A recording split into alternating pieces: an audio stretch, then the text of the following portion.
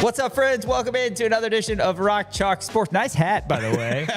With Dan Courtwright, I am Sean Kellerman. It has happened. We have worn the same hat for the first time. I really like this hat. Yeah. You know why? You will never, ever guess. Why? You'll Sean? never guess. Why do you like it? It this goes hat? with everything. It does go with everything. That's a good point. Wow, Black and you knew white. exactly what I was going to say. We're on the same page. Yeah. We have a number of the same articles of clothing. Yes. I would say a lot of KU stuff, and we have a couple of Big 12 things that we have. Mainly this hat, and I've been dreading this day, but of all days to wear the same hat, if you're listening on ESPN Kansas City, it's the Big 12 hat that we got from Media Days. In partnership with New Era. Great hat. We've never worn it on the same day before. I've been dreading this day because I knew it would happen eventually. But the Big 12 conference tournament Yes. underway today. I have a last year's Big 12 tournament hat that I almost wore today. I really like that one, but you had to pay like $40 for that, didn't you? Yeah, it was like 30. But it was, I do like the hat. wanted it though. Like I was like walking around in the conclaves. It was like, I think like KU hadn't played yet or something. And I was just wandering and I was like, I'm going to get a Big 12 championship hat. Why not? I'm weirdly getting into this phase where, and I think this is just getting older, where I'm like cheering for the conference. It's like you should really just cheer for your team. I mean, 100%. Not just cheering for the teams in the conference in the NCAA tournament or whatever, them to have success, but I'm like cheering for, it's just everything such is an older person thing to do. After seeing the Pac-12 get taken out behind the barn and put down like a dog, it's always kind of in the back of my head of like, well, I mean, Big 12, like if you want to talk grand scheme of things, they're the third one. You think? Right. Yeah, I would say so. In terms of football, at least. How about Brett Yormark, in terms of revenue, he has done a fantastic. They were teetering. Big 12 was teetering. Exactly. Big time. He completely brought them back. But still, you think about SEC, Big 10. In terms of stability, probably the two best ones, right? And that's what everybody thinks it's going to eventually go to. So, yeah, I find myself rooting for the Big 12 most of the time. I actually talked to Tyshawn Taylor about this, about how if I'm ever watching like Oklahoma State play against like Utah, I'm cheering for Oklahoma State because they're an OG. Right. You know what I mean? Or like now K-State's the exception. But like I'll even like root for like Iowa State versus like Cincinnati. I'll root for Iowa State. I wonder if I want the OGs to win. I wonder if Iowa State fans root for Kansas in the NCAA tournament after they don't. After Iowa State gets eliminated. Because Kansas fans, I feel like after Kansas gets eliminated, will cheer for Iowa State. Oh, because go we're Big good 12. people. Right. Yeah, they're not. Iowa State fans, man, I want to like them because I really like TJ Otzelberger, or as one of our guests who we're going to have in studio here a little bit later today refers, TJ Fratzelberger. I really like him. So but their fans boo everything. It's unbelievable. We're cut from the same cloth. Like we're both like semi-Midwestern. We're both from farming communities in terms of like the states, right? We should have a lot of things in common, but like, I don't know. There's just something about them. They just hate us. They hate us. I mean, they love to boo. Mizzou, K-State, even Creighton got in on the Mr. Brightside. It's ridiculous. Yeah. So we really should not cheer for these teams, but whatever. It's all about the Big 12 today. Seeds 9 through 16 in action over in Kansas City. We're pre-recording the show, so the results of a little bit earlier we don't have it right now, but 11:30 official start. Congratulations to Baylor of the Big 12 tournament. We'll see. We'll see. Yeah, congrats, man. What a game. What a game that was. Yeah. Congrats to BYU. BYU, that game actually has not started yet. Oh, at the time of this. Oh, yeah, you're right. 6 o'clock. Well, still, congratulations to BYU. In advance, BYU. In advance, congratulations, BYU for beating K-State by 35. BYU, K-State, Colorado, Oklahoma State yet to get underway. All right, we're talking all Big 12 honors here in the opening segment. Some interesting choices, some omissions, and some selections that perhaps should have been a little bit different. We'll get into that here as tournament play is underway. Also, tournament play is underway in a couple other conferences as well. We're talking Chiefs football next segment. Not only, Dan, did the Chiefs re-sign Travis Kelce, not only did they sign the Super Bowl MVP Kenneth Walker, but some other additions and some defections as well that we will speak of when we talk Chiefs. We'll talk KU baseball after that. And then we're going to be joined indeed by Nick Springer. Nick works as a part of the Chiefs radio network, so he'll give his thoughts on the offseason so far. Plus, Nick, of course, part of the Pay Heat podcast on Kansas City Sports Network with Kevin Flaherty. He will talk Jayhawk basketball as well as March is underway. Top 10 Tuesday, Dan. What we got going on? Top 10 Tuesday. This one actually popped in my head. I can't believe I haven't done this yet. I'm doing my top 10 things that have gotten worse over time. I feel like I was, I was making coffee this morning and I was just thinking like, man, like things suck now. You know, there's a lot of things in this world. Man, how much do you hate coffee? We're better. No, I like coffee. The coffee was fine, but the coffee maker is not great. So like the things from the past, like maybe like from before I was born, you would have been in your late 40s probably. But things, I feel like there are some things in this world that have gotten better, certainly, right? That's how society progresses. But there are a lot of things that have gotten worse. So I want to highlight some of those. Well, that's how society regresses. Right. So I feel like we're in a constant stagnation of cyclical.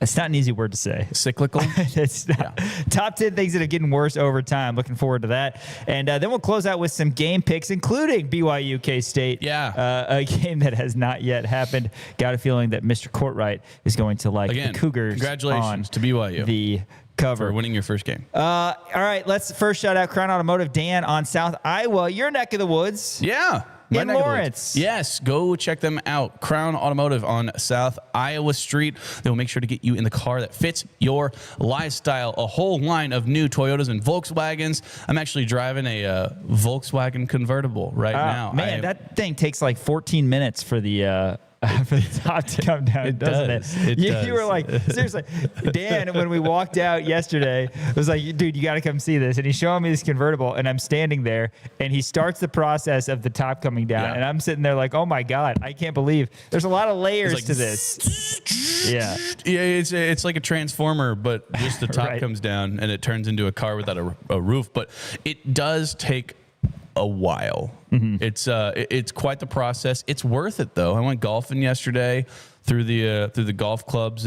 Now, did you take the convertible on the course in lieu of a golf cart? I did not take the convertible on the course. That would have been cool. It would have been fun.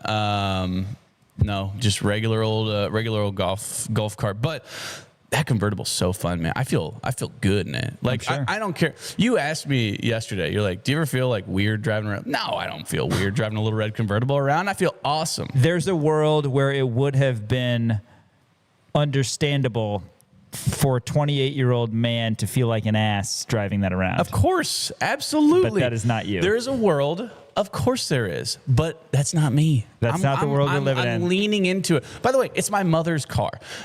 I didn't go out and buy this little red convertible. I was driving my mom's truck because my car is out of commission right now. We are currently looking for a new car. Shout out, by the way, to Crown Automotive. We're in the middle of a Crown Automotive. CrownAutomotive.com.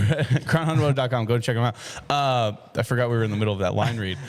But I was my car is messed up, so I had to drive my mom's truck. And then my mom had the little red convertible because she's going through a midlife crisis. And we had to switch because my mom needed the truck for something. So I'm driving a little red convertible around, and I don't know if I'm going to give it back because I absolutely love it. It's a Volkswagen, too. And it's got great gas mileage. Gas is about to get super high.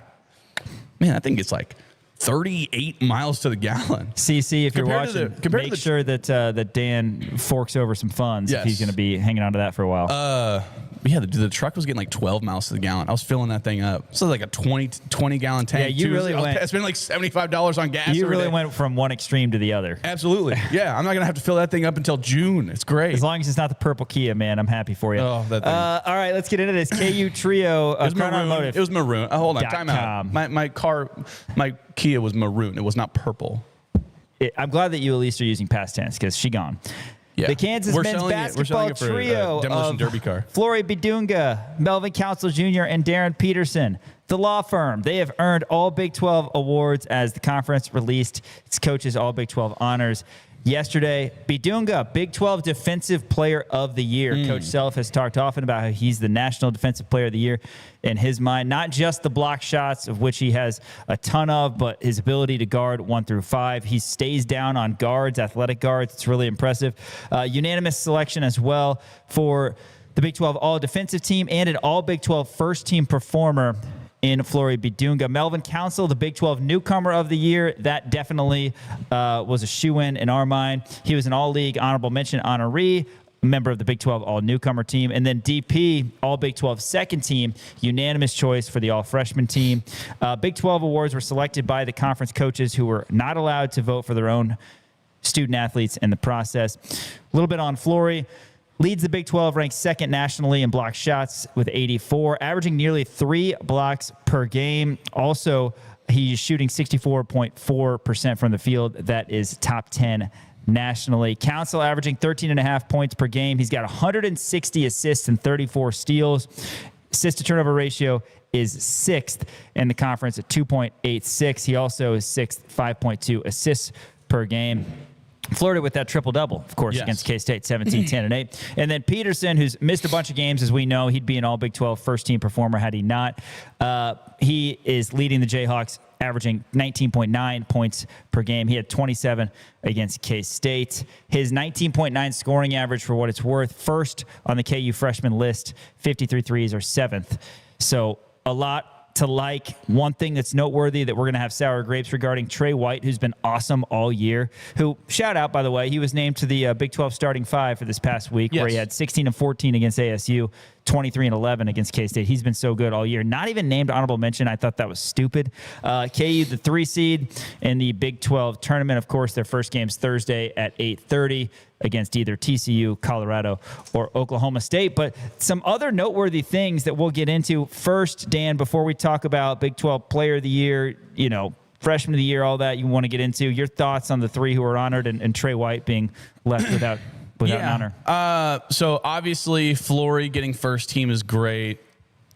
Unanimous defensive team.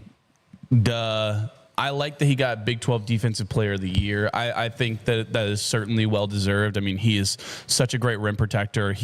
And here's the thing, Flory has taken such a step up in terms of his defense, just not because of the shot blocks, not because of the rebounding aspect of it, but I think a big part of this is because of the switches that you see and because of the fact that he can hang with literally anybody, right? And you see him switch on guards and do an excellent job on guards. And I think that there is something to be said about that, right? And when you look at him, you go, yeah, he's an undersized center. Is that going to play in the NBA? He's not great outside of probably 7 to 8 feet, I would say, around the basket on the offensive side of the ball. But defensive upside, I think, is tremendous. So I love that for him. Really glad that Darren got second team because of all the games that he missed. I was actually a little bit concerned that he wouldn't get any kind of honors whatsoever. But when he's out there, I mean, it's just different, right? You know what I mean? That's just an absolute, he's the best player I've probably ever seen in a Kansas uniform in terms of stylistically, in terms of talent-wise.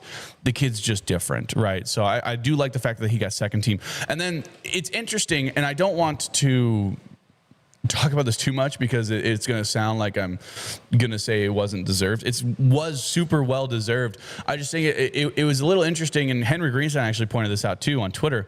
The fact that Melvin Council Jr. won Big 12 Newcomer of the Year, but there was there's 3 people on the all newcomer team who were above him in terms of all Big 12 teams, right? Cameron Carr, Themis Folks, and Baba Miller. Baba Miller was he was first team, wasn't he? Or no? He was all Big 12 second team. Baba Miller was for all Big 12 second team. Cameron Carr was third team. Themis Folks was third team.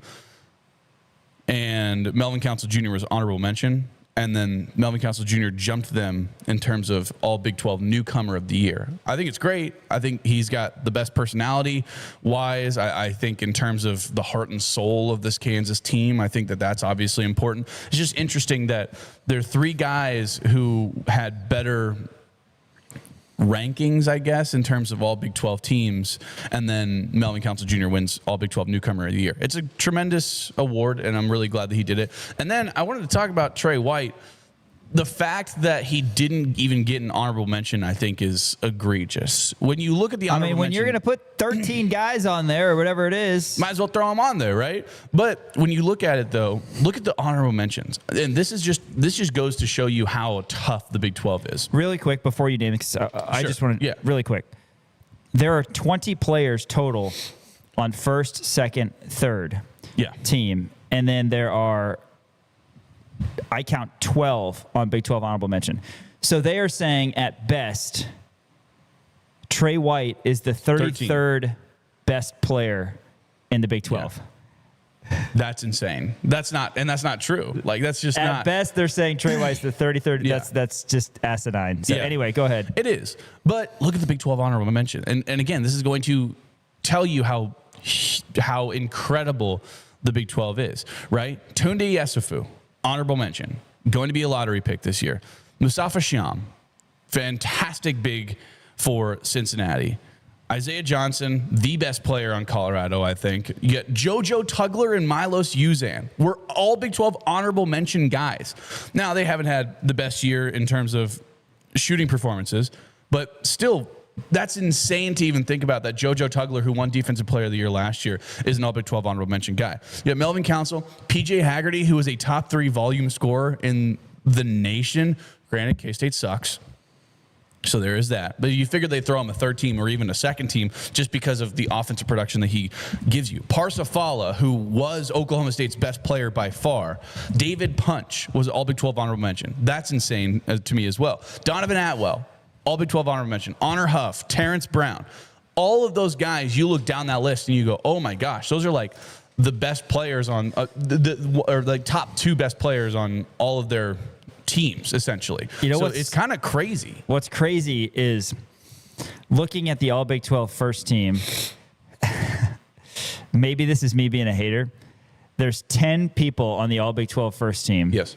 The only one that I have a problem with is the guy who got Big 12 Player of the Year. Jaden Bradley. Yeah. Jaden Bradley got Big 12 Player of the Year. Well, let's roll through the all Big 12 first team. Jaden Bradley, Braden Burries, Mo Krivas, AJ DeBonsa, Emmanuel Sharp, Kingston Flemings, Joshua Jefferson, Christian Anderson, JT Toppin, and then Flory.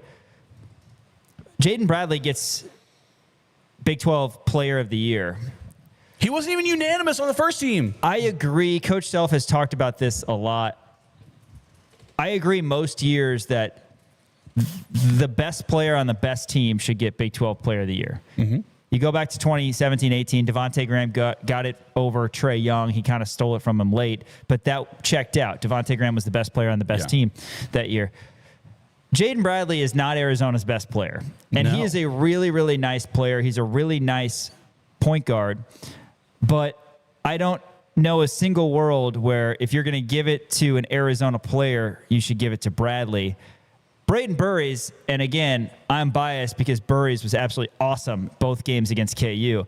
To me, he looks like their best player. And I know Koa Pete's a better prospect slightly, but Burries looks like their best player. He's going to be a problem at the next level. I think if you're going to give it to an Arizona player, you give it to Braden Burries. I don't have a problem with avoiding giving it to like DeBonsa because they're the 10 seed in the Big 12 tournament. He's got the numbers, but they're the 10 seed. Joshua Jefferson, I think, had a case, but again, they fell to the 5 seed. JT Toppin, maybe he would have gotten it had he not gotten hurt. He got it last year. I'd be willing to bet if he didn't get injured, he would have got it 2 times in a row. And we're just kind of picking at things now, but Jaden Bradley, again, he's the only guy on the 10-team All Big 12 first team that I thought maybe he's not All Big 12 for. I know you got some numbers, but he certainly shouldn't be the Big 12 Player of the Year. No. I mean, that kind of came out of nowhere. I saw that. I had to check my sources and check some different sources. I'm like, really? Let's do a game here. It's called Pick That Player Based on Their Statistics. I'm not going to give you the player's name. Okay. Oh, okay. I love this. This is, man, give me 30 pack of Busch Light. Let's do it. So player 1, 16 points per game, 5 rebounds per game, 1.6 steals per game, 1.4 turnovers per game, shooting 49.7% from the field, 37% from the three-point line. That's player 1. Okay. Player 2, 13.4 points per game, 3.5 rebounds per game, 4.6 assists per game, 1.6 steals per game, which is the same as player 1, 1.7 turnovers per game, which is more turnovers per game than player one. 46.1% from the field, which is worse than player one. 38.2% from the three-point line, which is 1% better than player one. Who would you pick? That's Burries and Bradley, right? It is. So you got to go with Burries. I mean, Absolutely, better. He's 1%. you go with Burries. 1% worse. And again, it's kind of strange because had Peterson been healthy all year, had Toppin been healthy all year, maybe it would have been a different story. And whatever, we're not going to spend too much time on it. Good for Jaden Bradley. He's the point guard on one of the best teams in the country and the team that won the outright Big 12 title. So. I wonder, is this the least amount of points per game that a Big 12 player of the year has ever scored? 13.4. Yeah. Who knows? It's probably up there. That's true. 13.4 points per game is just not good enough. All Big 12. Did you read these? I don't remember if you've read these or not. All Big 12 second team. I didn't read the second team. Richie Saunders, Baba Miller, Taman Lipsy, and Milan Momcilovic, and then Peterson. And then the third team was Koa Pete, Cameron Carr, Rob Wright, Themis Folks, and Xavier Edmonds. Guys, like we'll see if KU plays TCU. You got Xavier Edmonds on the third team. Trey White's not even an honorable mention. Congrats, Trey White. Big 12 thinks that you're the 33rd best player in the league. What are you going to do about it? Like, Trey White's a top 15 player, right? Yeah. In the league. Top 20, right? Absolutely. So if you give the top 10 to the Big 12 first team, which I think is stupid, by the way, I think a basketball team should have 5 guys. Yep. I agree. All Big 12 first team, they're given 10. Okay. These guys have had nice moments, but has Taman Lipsy had a better year than Trey White? No. Baba Miller was good against the Jayhawks in the first half. Themis Folks has had his moments. Xavier Edmonds, Koa Pete's been fine. I just think that it's ridiculous. Then you get down to the honorable mention. I mean, Awaka didn't even start for Arizona. Yeah, he's the sixth man of the year. Sixth man of the year. Sixth man of the year. That's great. But Trey White's better than... had his moments. Yeah. Tugler averages 7 points a game. I get it. He's a defensive guy. PJ Haggerty, his team went 3-15. I would take Trey White over Donovan Atwell. I mean, Terrence Brown, I guess they're throwing a bone at Utah there, but Trey White not being on there is ridiculous. Overall, it is what it is. Again, White also not being on the all newcomer team. That's the thing. Also bothersome. I think you could have done is put him on the all newcomer team. At the very least. At the very least. Now he has nothing to show for it, which is really kind of upsetting because, like you said, if I'm just going based on what I see, he's in the top 20 players in the Big 12 right now. He's not the 33rd at best player. Yeah. In the Big 12. Whatever. But Trey White, for what it's worth, averaging up to date, he is averaging 14.3 points per game, 6.9 rebounds per game. He's got more than 10 double-doubles. He also is shooting 47% from the field, 43.5% from three. This dude is shooting 44% from three, and he's not named. No. He's played every game. I think that's stupid. I think that Trey White kind of gets disrespected in general just because you get, the defense, the block shots of Bidunga, you got the star power of Peterson, and then Council with, the energy and the connecting with the fans and all that.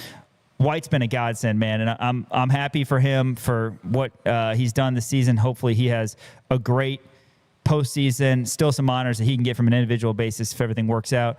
So Trey White, he was named to the Big 12 starting 5, like I said, this past week. Tunde Yesufu, AJ Dabansa, Rob Wright, Isaiah Johnson, and Trey White. Kansas has had Bidunga, Council, Peterson, and Bryson Tiller all named to Big 12 starting 5 at some point this week. So that's nice that the starting 5 officially all get to be represented on that at some point. I mean, would you rather have Trey White on your squad or Terrence Brown? Yeah.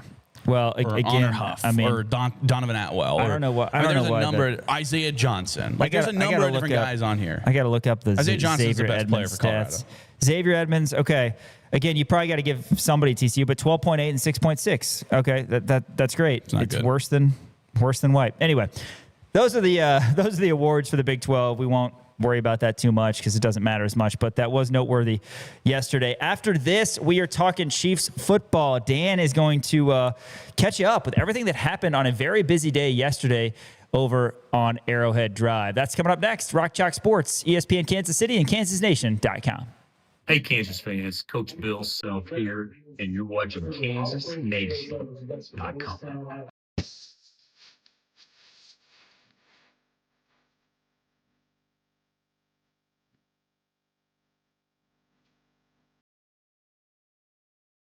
Everyday drives deserve everyday thrills. Get into a 2026 Camry for 3.99% APR. Check out Crown Toyota's inventory of 2026 BZ and Tundra models, low APRs, and big cash incentives.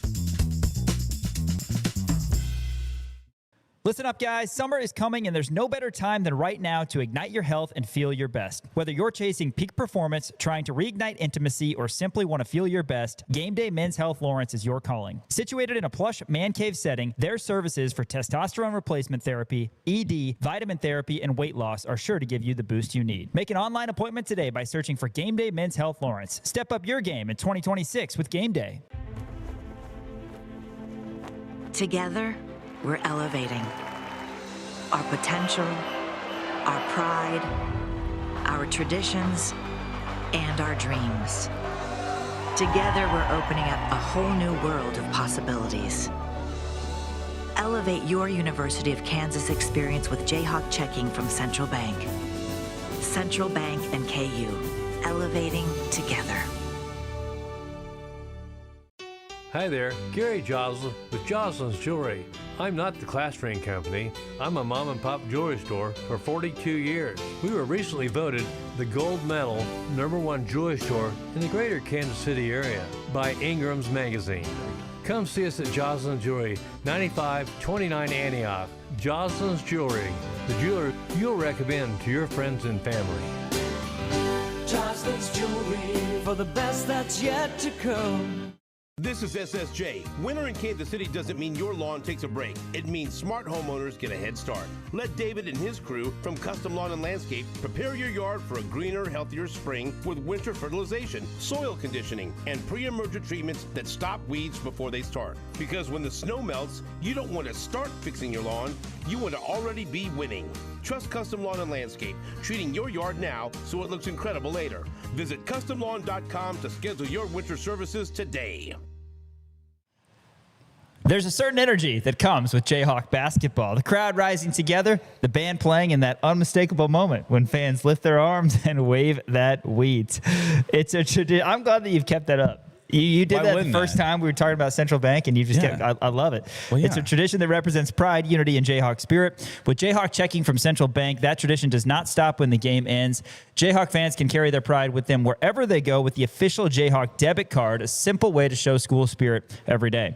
Central Bank is proud to support the traditions and communities that bring people together. As the proud community banking partner of the University of Kansas, Central Bank is committed to serving Jayhawk fans with banking options designed for real life, on campus, at work, and everywhere in between. If you're ready to wave the wheat beyond the stands, learn more about Jayhawk checking and the exclusive debit card at jayhawkchecking.com. That's jayhawkchecking.com. Central Bank, the proud community banking partner of the University of Kansas, member FDIC. I never get to wave the wheat anymore as a media member. That's true. So this is my only time I ever get to wave the wheat. The TCU game where it felt like the season was kind of in the balance. Yes. Because you had the loss to UCF, and then, if you rewind back to before the season, we were looking at it as, okay, you got to beat UCF, then you got TCU, then beat West Virginia. Like, okay, there's a way to go 3-0 because then you've got this terrible stretch where BYU comes to town. Yeah. And we were 0-1. 2 barely. We were 0-1 and about to lose to TCU. And remember, Peterson was out of the game. Self told him to go back in. He gets fouled. 2 seconds left, shooting a 3. I mean, that game isn't talked about enough, I think, from historical purposes, how unlikely it was that Kansas won. They're down by 11 with 3 minutes left. Down by like 17 or something at some point. I thought it was 14. Peterson gets fouled, and I bring that up because of the wheat waving thing. As members of the media, we're not supposed to be fans, but man, I was so nervous because, again, even though the game was on January 6th or whatever it was, I had to go back to behind the media overflow and pace and start pacing because I was so nervous for Peterson's 3 free throws. And of course he sunk them all, and KU eventually would win in overtime and also had a shot somehow to win regulation.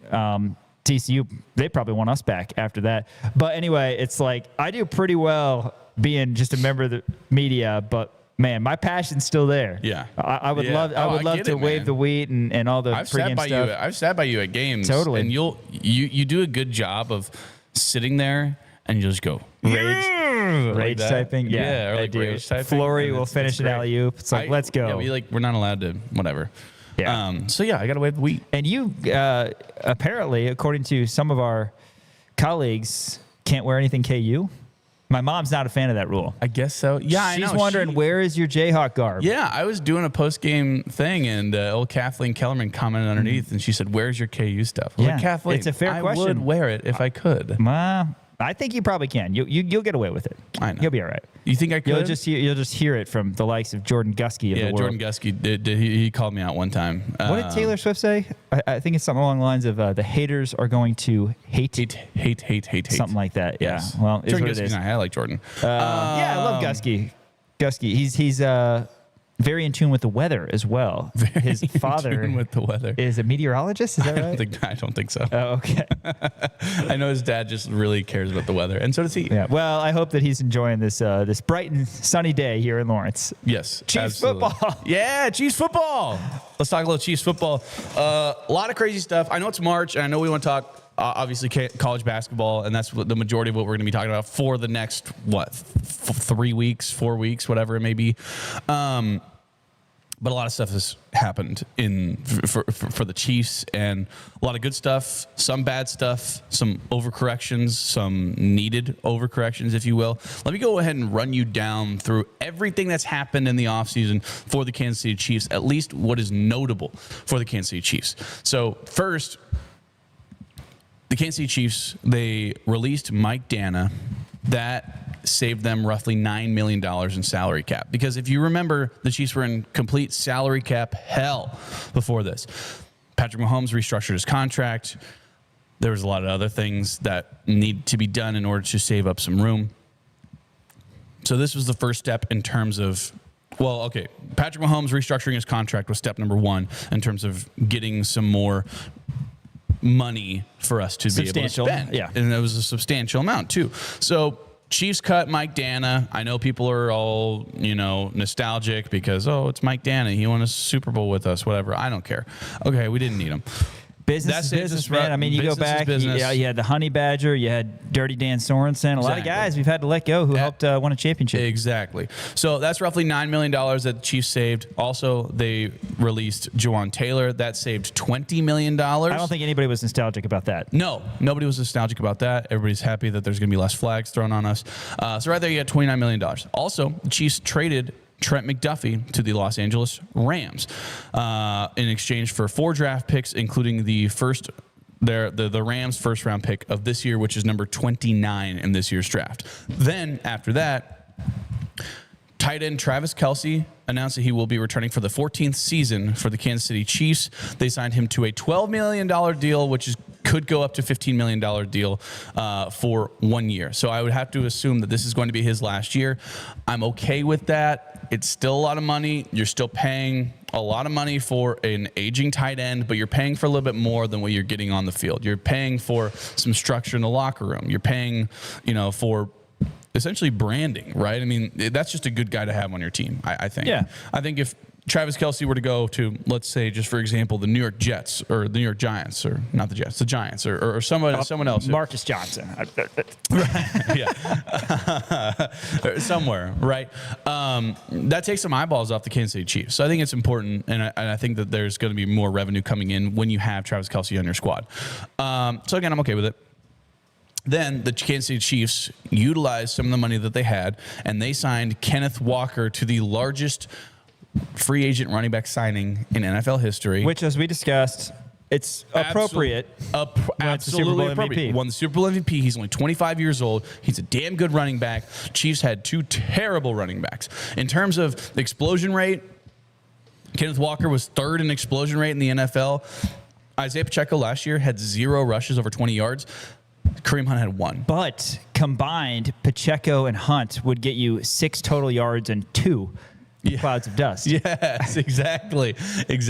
I don't know what they're going to do with Isaiah. I mean, they're going to cut him. They haven't cut him. Shout out to Rutgers, yet. by the way. Shout out to Rutgers. 7th round pick out of Rutgers. He made where it. college football began. Good for him. That's awesome. But again, I don't want him. Kenneth Walker, massive signing. Then almost immediately after that, Chiefs cornerback Jalen Watson, so the guy who was playing on the other side of Trent McDuffie, also signed with the Rams. He was in free agency. The Rams signed him for a good chunk of change that the Chiefs were not willing to give him whatsoever. That's okay, but all of a sudden you're looking at that and you're going, oh no, we have 0 cornerbacks right now. At least 0 serviceable cornerbacks that the Chiefs are going to be able to play. So right now you're looking at it, you go, okay, well, Chiefs offense is looking all right. You know, they signed Kenneth Walker, K9, which is good. That felt like a massive overcorrection. That's one of those. And I heard Sterling Holmes talk about this on 810 yesterday, I think is what it was. Brett Veach likes to overcorrect, is essentially what he said. He said, when you got rid of Orlando Brown, or when you didn't re-sign Orlando Brown, you got Jalen Moore, and you went ahead and signed Josh Simmons, just to kind of hedge your bet of like, okay, well, we got 2 guys now instead of Orlando Brown, right? He has a long history of doing these kinds of things where it's like, okay, well, we need help at the running back spot. Let's go get the Super Bowl MVP. And I love it. I absolutely love that pick. But Jalen Watson leaves. That's not great, but also that's saving you a little bit of money. I don't know how good he would have been for that price tag that the Rams are going to be paying him. Then the Chiefs go and signed Kyrese Tonga. He's a 29-year-old. He recorded 17 quarterback pressures last year, 17 defensive stops in 2025 with the New England Patriots. He had weirdly 15 snaps at fullback last year, which granted, you know, in a Venables, or not Venables, Vrabel, I said Venables, in a Mike Vrabel offense, you're going to have defensive guys playing because he just loves that stuff. You know what I mean? So that's interesting. And I do like that because if you look at before all the Chiefs cornerbacks left, what you were looking at is, oh crap, we got nobody to really play alongside Chris Jones. You had Omar Norman Lott, who tore his ACL in October. You had nobody else playing alongside Chris Jones. You still have Chris Jones. He's getting older, right? He's still got another year on his contract, I believe. One more year. Yeah, so this situation of Kelsey and Jones, I mean, it's kind of got to be 2026, right? That's the thing. Yes, it's got to be. Because there have been, as you talked about, there are layers to, I don't want to say a dynasty ending. That sounds sad because we're hoping to keep this thing rolling as Mahomes is only 30 years old. But you know, now you add Walker, so maybe there's a different, but that's just how it goes. I mean, you just move on, and Kelsey and Jones, you know, Mahomes aside, are kind of the last batch of guys. Yes. You know, all the guys we talked about that have moved on. Right. You know, important year on that front. Yeah, absolutely. And so you need somebody to just kind of bolster that up. And, you know, he's I really like the guy. I think that that's a massive signing for the Chiefs, obviously. And then the Chiefs also went ahead and signed, or no, excuse me. I'm going sequentially here. So then after the Chiefs signed Kyrese Tonga, then another guy in the secondary for the Chiefs leaves, in Brian Cook. He leaves and he signs with the Cincinnati Bengals for a relatively good amount of money as well. I don't know if Brian Cook was worth that amount of money. Now, granted, a lot of money thrown around in the NFL, whatever, that's fine. But still, you lose another guy in the secondary. That is not good. That's absolutely not good. So Chiefs need somebody else. Side note, I guess, in this article that I'm reading, Gardner Minshew signed with the Arizona Cardinals. Not that big of a deal because he tore his ACL. But, you know, that's kind of sad because I liked having Gardner Minshew on the Chiefs. That was kind of fun. Right. And then Joshua Williams, another corner, is apparently leaving for Tennessee. So that's not good. This is usually, if we were talking Kansas basketball transfer portal, as we did last year, I mean, this is usually where you're getting older. I think you probably realize that the Chiefs will eventually sign some guys in the secondary. No, that's the thing. Yes, because I feel like, remember the portal last year for KU basketball, you were like, we don't have anybody. We don't have any guys at all. And you were freaking out about it. Yeah, you're absolutely right. Yeah. And it's like, well, there are going to be guys who get signed. Like that's just that's just what happens, right? Yeah, it's kind of like, you know, in the beginning period of the transfer portal, even like before it opens, people announce that they're going to be leaving, and you're like, oh crap, it's all bad news. Yeah, exactly. At the beginning, because the portal for football is not open, and then now the Chiefs are going to be going hard in free agency or in the draft or whatever it may be. So after Joshua Williams is reportedly heading to Tennessee, Chiefs signed Alohi Gilman from the Ravens, for $24.75 million, $15 million guaranteed. He's 28 years old. Let's see, last year He wound up having 9 PBUs, 2 fumble recoveries, 90 tackles, and a touchdown. Chiefs still have Shamari Connor and Jaden Hicks. Right. I think that's So you're important okay to note. at Safety. You're okay at safety, but the cornerback position is, I think, what really scares me. So I think that this is really going to kind of shake things up in terms of what the Chiefs are going to do. Also, another important thing to note, Chiefs did wind up signing Tyquan Thornton. Remember, he was going on this weird press row tour at the Super Bowl, talking about like, yeah, one page needs to turn, and I'm just ready for the next opportunity or whatever. Like, he was like done. Yeah. And all of a sudden, Chiefs signed him again. Is it? I think it was like $11 million. Yeah. Speaking of which, and I want to ask you about Tyquan Thornton's fit. Yeah. 14. Alec Pierce. Oh yeah. 116 million, but it wasn't just him. And this is just off the dome right now because I was watching Towson Hofstra last night, which, by the way, did you see how that game ended? It was 55-55 in overtime. First of all, Towson got absolutely hosed. This is the semifinals of the CAA, and now it'll be Hofstra and Monmouth for the ticket to the big dance. But Towson got absolutely hosed. Remember Tyler Tejada? He was their best player. Of course. He got completely fouled on a jump shot, and it wasn't called to end regulation. Went to overtime. Hofstra's best player fouled out in overtime, but they have a spunky little point guard that honestly, the first thought I had was he ain't going to be playing for Hofstra next year. He takes the most ridiculous, luckiest shot I've ever seen, and it's a 28-foot-3 guarded, hand in his face. Bank goes in, and they win 58-55. Anyway, I say that because I was watching that, and I was seeing the ticker, or whatever you call that, bottom. Yeah. And I saw the Alec Pierce thing, and I did see the nugget that Alec Pierce, because you mentioned it yesterday, he's got the most yards per reception of any wide receiver in the last 2 years. So there is that. I mean, he's a deep ball guy. He had 1,003 yards this year. But this is the world that we're living in. 116 million to Alec Pierce. Rashid Shaheed, who I know you're kind of high on, and he's a nice player. 3 years, 51 million. He's not a guy I would think would be 51 million. Wandale Robinson is getting $78 million. I did see that. Like, That's do hilarious. I not? Maybe I don't know. Do I not know who the best players are in the NFL? Or our teams are just you do okay? And I know who the players who aren't very good are as well. Yeah. But everybody's getting paid. The middle class in the NFL is getting paid. Alec Pierce, by the way, the largest free agent signing in NFL history for a wide receiver. For Alec Pierce. Which, again, I've gone numb to that, but the fact that it's Alec Pierce. Shout out to Stanford. Shout out to Stanford. But yeah, Tyquan Thornton, by the way. $11 million. I think that's fair. Yeah, what do you think about that $14 million. I do like it just because of the fact that he's not going to have to relearn the offense, and that gives the Chiefs kind of a deep threat, right? But Worthy's supposed to be that guy. That's the thing. What did you just say? He's supposed to be that guy. I'm not out on him yet, but in terms of what we were, I don't want to say the word promised, but in terms of what we were promised with Xavier Worthy, he has not lived up to that quite yet.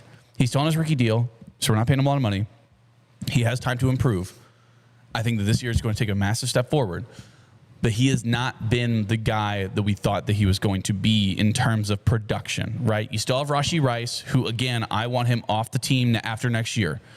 You do not need to deal with that headache. He is I'm at the point probably right now, just with some social media stuff. He was like promoting a pyramid scheme on his Instagram. Not good whatsoever. I'm at the point where I'm just like, get rid of him now and then figure it out. You know what I mean? Because you don't want that headache. I think that's where I'm at. It's such with a Rashee disappointing. Rice. It really is. It absolutely is. And they knew this when they drafted him, that he had some off-field issues and didn't know it would boil up to be this much. But if you look at the wide receiver room right now, you have Rashee Rice, Xavier Worthy, Tyquan Thornton, and you still have Juju Smith-Schuster, I believe. It's not a bad 4. I think you need one more guy. I think that, maybe you can drop Juju and then draft a Carnell Tate or somebody along those lines, even though Carnell Tate could go as high as 5, could go as late as like 12, right? So Chiefs are right there in the middle. They could potentially get him. Also, Jordan Tyson from Arizona State, I think would be a nice little fit. Really, really solid receiver at Arizona State. So we'll see. I think the Chiefs could go wide receiver, but I think right now, if you're looking at it, Chiefs, they lost 2 corners. They brought in a safety, right? And like I said, they still have Shamari Connor, who is serviceable, who is fine. Jaden Hicks, who is serviceable and fine. but you need corners. Jamal McCoy is going to be sitting right there. I think that the value of a guy and Jamal McCoy who didn't play at all last year, and I'm going to continue to bring his name up because I want to watch him, and I know that he's going to be good in the NFL. He was projected to be a top 10 pick last year, winds up tearing his ACL, doesn't play the entirety of the season for Tennessee. Now he's falling on draft boards, but he's still projected to be a first-round draft pick. But he's projected to go before 29. Chiefs are at 9 and 29. Jamal McCoy is somewhere in the middle there. So what you can do is you can trade away the 9 spot, go back to the 16, 17 spot. I haven't get heard capital, and then you can get your guy in cornerback Jamal McCoy. I haven't heard you use that word trade. I've been using it a lot. Yes, the past you have been. Couple days, but now I'm on board. Okay.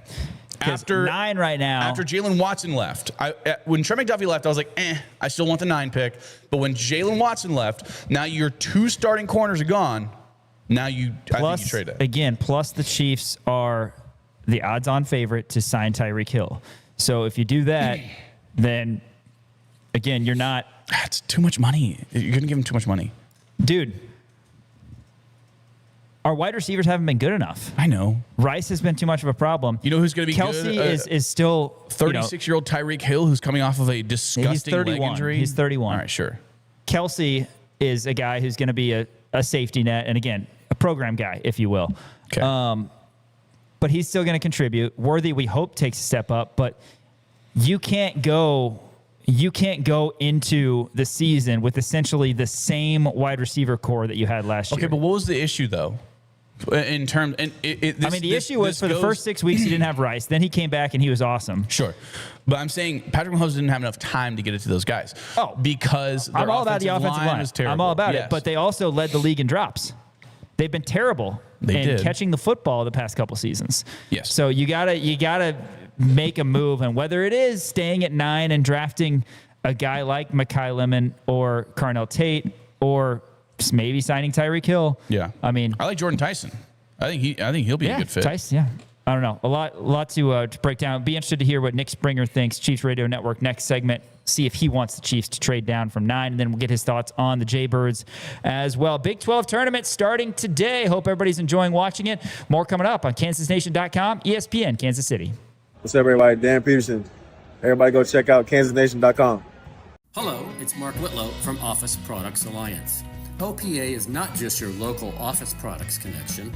We have expanded our offerings to network cabling installation, security cameras, door access, and IT services.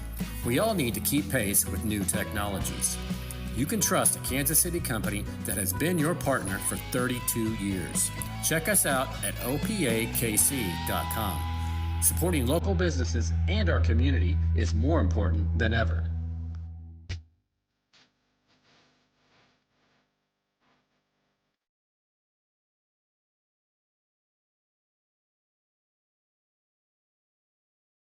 Everyday drives deserve everyday thrills. Get into a 2026 Camry for 3.99% APR. Check out Crown Toyota's inventory of 2026 BZ and Tundra models, low APRs, and big cash incentives. Haney and the Hawks is presented by Jefferson's with 2 Lawrence locations, home of the best wings in town. 21 signature sauces. You got to check them out. But if wings aren't your thing, how about a burger? They hand patty their certified Angus beef every single day. Also hand bread their tenders. They make their ranch in-house. There is truly something for everybody at Jefferson's. Go see my buddy Brandon Graham and the entire crew at Jefferson's, either on Mass or Wakarusa in Lawrence, Kansas. Hi there, Gary Joslin with Joslin's Jewelry. I'm not the class ring company. I'm a mom and pop jewelry store for 42 years. We were recently voted the gold medal #1 jewelry store in the greater Kansas City area by Ingram's Magazine. Come see us at Joslin's Jewelry, 9529 Antioch. Joslin's Jewelry, the jeweler you'll recommend to your friends and family. Joslin's Jewelry for the best that's yet to come. This is SSJ. Winter in Kansas City doesn't mean your lawn takes a break. It means smart homeowners get a head start. Let David and his crew from Custom Lawn and Landscape prepare your yard for a greener, healthier spring with winter fertilization, soil conditioning, and pre-emergent treatments that stop weeds before they start. Because when the snow melts, you don't want to start fixing your lawn. You want to already be winning. Trust Custom Lawn and Landscape, treating your yard now so it looks incredible later. Visit Welcome back to Rock Talk Sports here, ESPN Kansas City and KansasNation.com. Sean Kellerman alongside Dan Courtwright. We're going to tell you about Game Day Men's Health Lawrence as we do daily, but why don't we bring on Mitch Bales, the man himself, to tell you about Game Day Men's Health Lawrence. Mitch, thanks for coming in, man. How's it going? I love that hat, by the way. No, appreciate it. That is it's sweet. a Walmart special. Yeah, nice. There you go. Wouldn't have thought that for sure. Big Walmart's time. up their game, by the way. Yeah, I've noticed that. I have noticed that also. I don't know what it is. When I was a kid, it was like like a Cookie Monster pajama pants and stuff like that. But now it's like you can get some good stuff there. They're seeing Target, man, and they're trying to match it. Yeah. Mitch is the franchise administrator over at Game Day Men's Health Lawrence, and Mitch, want to ask you about that for sure. But first, I know you're a big Jayhawk fan. You and I were texting a little bit after the Arizona State game. About as down in the dumps as I could be. I mean, the Cincinnati game and then the Arizona State game, just absolutely struggling. Watch games here at the Kansas Nation studio, 0-5 when we were here. We did our Jayhawk Network. So any other location, KU seemed to do just fine, but didn't have a lot of success here. But a little palate cleanse on Saturday. What'd you think of the Senior Day win? Yeah, I didn't get to see it. I was telling Andrew that Daniel, sorry. We'll want to edit that. I was down in Mexico. The wife and I get about one time a year to get a few days away kid-free. So we were down in the Cancun area, so I didn't even get to see the game because we were down there through Sunday. But I caught the score that we won by, 20? Something like that. 19. So, yeah, I love it. I mean, I'm pumped for T-Mobile Center, the tournament this week. I'll be down there Thursday. We'll try to catch up with you guys. For sure. But yeah, they just seem like kind of a Jekyll and Hyde team, and maybe if they can, catch lightning in a bottle and turn it on in March, kind of like we've done before, and find out who the Remy Martin is going to be, or Newman, or any of those guys, and get some bench help. Maybe Rashard Dawson's the guy to come in and drain a bunch of threes for us. But I don't know. I mean, this tournament, I could see, heck, a UCF or Cincinnati or somebody going on a run. Right. Yeah. BYU's the 10 seed, and I mean, it looks good for them right now. Are you going when you're going on Thursday? Are you going all day, or are you just going for the KU game? Well, I was originally going to go down on Friday, kind of a hall pass with a buddy of mine, and he can't do Friday now, so we're just going to go Thursday afternoon, probably like a 2 o'clock to 6 o'clock. Catch the second session. I think that's how they do it. And I don't know that we'll just kind of entertain at P&L, and if we get some tickets, great. But I've got little ones at home that need to be tended to, so my windows for opportunity are pretty slim. Yeah, fair enough. No, it's exciting though. Weather should be good in Kansas City. You never really know. I remember one year, David and I walking back to our hotel, and it was snow. I mean, this is like 3 or 4 years ago, just snow. It was like, this is absolutely terrible, but should be good the rest of this week over in Kansas City. Excited to see what the Jayhawks can do. Mitch, tell us a little bit about Game Day. Obviously, we tell our viewers, listeners every day about all the great work you guys do, and how, it's a fully fledged medical clinic, but you don't get that vibe walking in. You guys have snacks,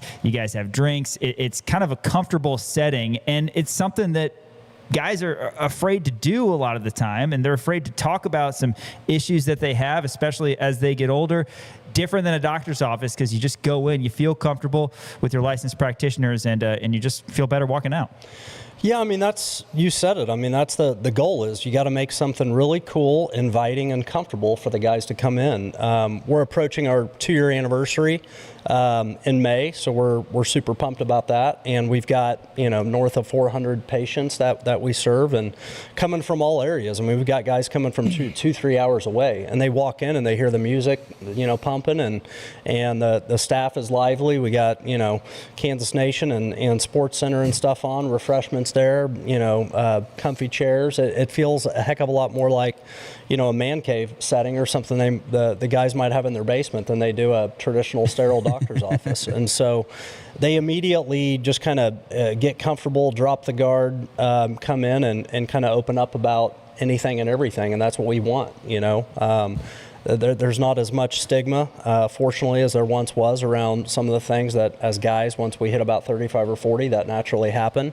And so, a lot of times I get the chance to come out in the lobby and meet the guys as much as I can and tell my story and say, hey, I was mid 40s. I didn't, do anything about testing my levels. I just thought this is just a normal thing in life. You hit mid 40s and things just start to go downhill, and the best you can do is hang on. And then I went and got tested, and my levels were sub 300, and it was a game changer once I went through the process and optimized my testosterone levels, which is it's a normal, natural thing for humans to lose testosterone for guys once we hit about 35 or 40. So there's just like if you're dehydrated, you need more water. If you're testosterone depleted, then you need to supplement testosterone levels to get you back up to a baseline where you've got energy again, better sleep, better libido, better strength and energy. So we're having a ton of fun doing it, and kind of the best is yet to come. Well, and I've been in there before, and I always joke about it in the live reads. I'll tell Sean, like, oh, well,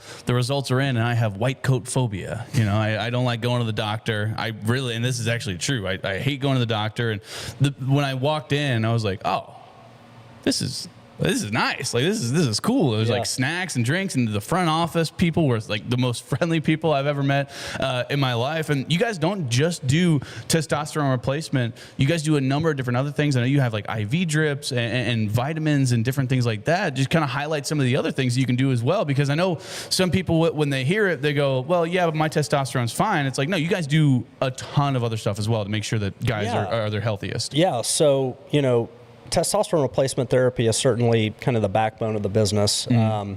But yeah, we do everything in the erectile dysfunction arena, or you could call it sexual performance. Some guys that are kind of ashamed that they might be in their 30s and 40s and have some of these issues. And it's like, there's no shame in this, man. It's not like you created this. This happened, and it's unfortunate.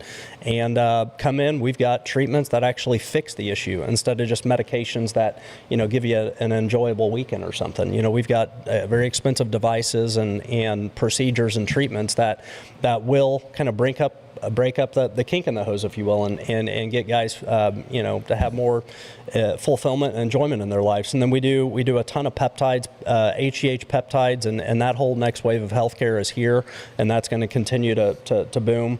And then, anything in the GLP-1 weight loss arena, we've got hair restoration treatments, IV hydration drip, as you mentioned. So some of the guys that are late 20s or early 30s that are like, T levels are probably fine, but I like to go out on the weekends and have a good time, and I need to hydrate come Monday or Tuesday and get in for a hydration drip, or they come back from a boys trip or bachelor party or something, come in, sit down, you've got a private room, TV on. Sit back and relax, and we're gonna drip down a bunch of vitamins packed in a saline bag in a 30 or 45 minute session. Very affordable. All our pricing in Lawrence is met for the market. You go into other clinics around Kansas City or whatever, and their pricing is going to be 30 or 40% more than where we're at. So very affordable for all of our services. It's a very concierge kind of white glove approach to healthcare, and the guys really enjoy it. Mitch Bales from Gameday Men's Health Lawrence. Go give them a visit in West Lawrence. Check them out. And again, Mitch, I want to bring up even like the word testosterone or talking about erectile dysfunction, that can sometimes deter people or push them away. They're afraid to talk about that. They're afraid to kind of attack it head on. And maybe people aren't struggling with that. There's still reason to go to Gameday, because you talk about things that affect all of us, some worse than others: weight gain, poor sleep, fatigue, losing muscle. I mean, things that happen, especially as we get older. You guys can help on that front as well. Tell us a little bit more about your 3-step process and some of the things that can help on that front. Yeah, I think speaking to that, our differentiator, our biggest differentiator, is we don't want to have a financial barrier for guys to come in and see us. So of our signature 3-step process, I tell the guys, come in, spend 45 minutes with us. Everybody's got 45 minutes to address their healthcare needs, and that visit is complimentary. I cover the cost for that. So there's not too many other places that are going to cover a blood draw to rule out any prostate cancer issues through a PSA test, a testosterone test, and then a professional provider consult with our nurse practitioner to go over all of those results, all of our programs and pricing, all in under an hour, results on the spot, and that's complimentary, that's free. So I tell all the guys, just come in, go through the process. If you don't sign up for anything, that's fine, at least you know your numbers. So fill out, they get medical intake forms, text to them, they can complete in about 3 minutes on their phone. They come in, they go through the process, they get educated on all the performance packages, they understand all their numbers, and if they want to sign up, they can get their first injection. If they're a candidate for, let's say, testosterone replacement therapy, they're out the door, they've been there under an hour, they're already starting on treatment to feel better. So we want to respect the time. Guys like speed and efficiency, that's what our process is all about. And it's really what sets us apart. Yeah, for sure. Mitch Bales, Gameday Men's Health, Lawrence, joins us here on the show. And Mitch, if I'm not mistaken, you got a big anniversary coming up as well. 2 years here in Lawrence. Just talk about, that ride for you. I'm sure there's been a lot of ups and downs, ebbs and flows, as there is with starting anything. And you essentially, started this thing kind of, not sure where it's going to go, and look at where you are now. Yeah, it's been everything that you could imagine, and I had never started a business before, so I kind of didn't know what I was getting into. But I was in corporate America for 25 years on the healthcare side, brokering insurance and benefits to companies, and I just got to really see how messy that industry is. It's really predicated upon insurance reimbursements and what doctors are going to cover or not cover based on the patient's insurance plan. Yeah. And we don't do that at our place. We treat based on patient needs and how we can help them feel better without all the bureaucracy and politics that the insurance component brings. And so the guys enjoy that. It's very straightforward. And we've been doing it 2 years. In some ways, I tell my wife it feels like 4 or 5 years, and in other times it feels like it's flown by, and it's been here in 6 months. So, the community of Lawrence is so tight-knit, and we're very involved with the Chamber of Commerce and a lot of different nonprofits here in town and a lot of different endeavors. Lawrence really does care about the community, about helping business owners get started, get off the ground. So the reception, the community involvement, and everything that the city and the surrounding cities and areas have given to us has been just a true blessing. We're super grateful. It's been a super fun ride, and we're turning the corner in terms of expanding our offering into other areas, and there's a heck of a lot more guys out there to serve. So that's what we love, our partnership with you guys, to be able to broadcast what we're doing to essentially just help guys feel better. And when they feel better and they're healthier, they're better, dads, husbands, brothers, sons, better employees in the community. And so that's really what we're all about. That's what I was going to ask you, and you just answered it right there, was why should guys go to Gameday Men's Health Lawrence? And you just hit on it. Like, not only are you feeling better, but it's affecting everybody around you as well. So you guys are doing great work over there. Looking forward to hopefully maybe throwing a lemonade or two back with you on Thursday, downtown KC. Mitch, appreciate you coming in, my man. Absolutely, guys. Appreciate it. Thanks. Yeah, Gameday Men's Health Lawrence. Check them out in West Lawrence. Again, 3-step process, a blood draw. You'll review your results with a licensed practitioner. The first visit, courtesy of Mitch Bales and his team, completely complimentary. Go give them a visit. Tell them the guys at Kansas Nation sent you. But we'll chat with Mitch very soon, and we may have a cold one or two with him a little bit later this week. You talked me into it. More coming up on Rock Chalk Sports, ESPN Kansas City, and KansasNation.com. Hey, what's up, Chuck Nation? Roby Dunga here, and make sure you check out the new KansasNation.com. Rock Chalk. Listen up, guys. Summer is coming, and there's no better time than right now to ignite your health and feel your best. Whether you're chasing peak performance, trying to reignite intimacy, or simply want to feel your best, Gameday Men's Health Lawrence is your calling. Situated in a plush man cave setting, their services for testosterone replacement therapy, ED, vitamin therapy, and weight loss are sure to give you the boost you need. Make an online appointment today by searching for Gameday Men's Health Lawrence. Step up your game in 2026 with Gameday. Hello, it's Mark Whitlow from Office Products Alliance. OPA is not just your local office products connection. We have expanded our offerings to network cabling installation, security cameras, door access, and IT services. We all need to keep pace with new technologies. You can trust a Kansas City company that has been your partner for 32 years. Check us out at opakc.com. Supporting local businesses and our community is more important than ever. Together, we're elevating our potential, our pride, our traditions, and our dreams. Together, we're opening up a whole new world of possibilities. Elevate your University of Kansas experience with Jayhawk checking from Central Bank. Central Bank and KU, elevating together.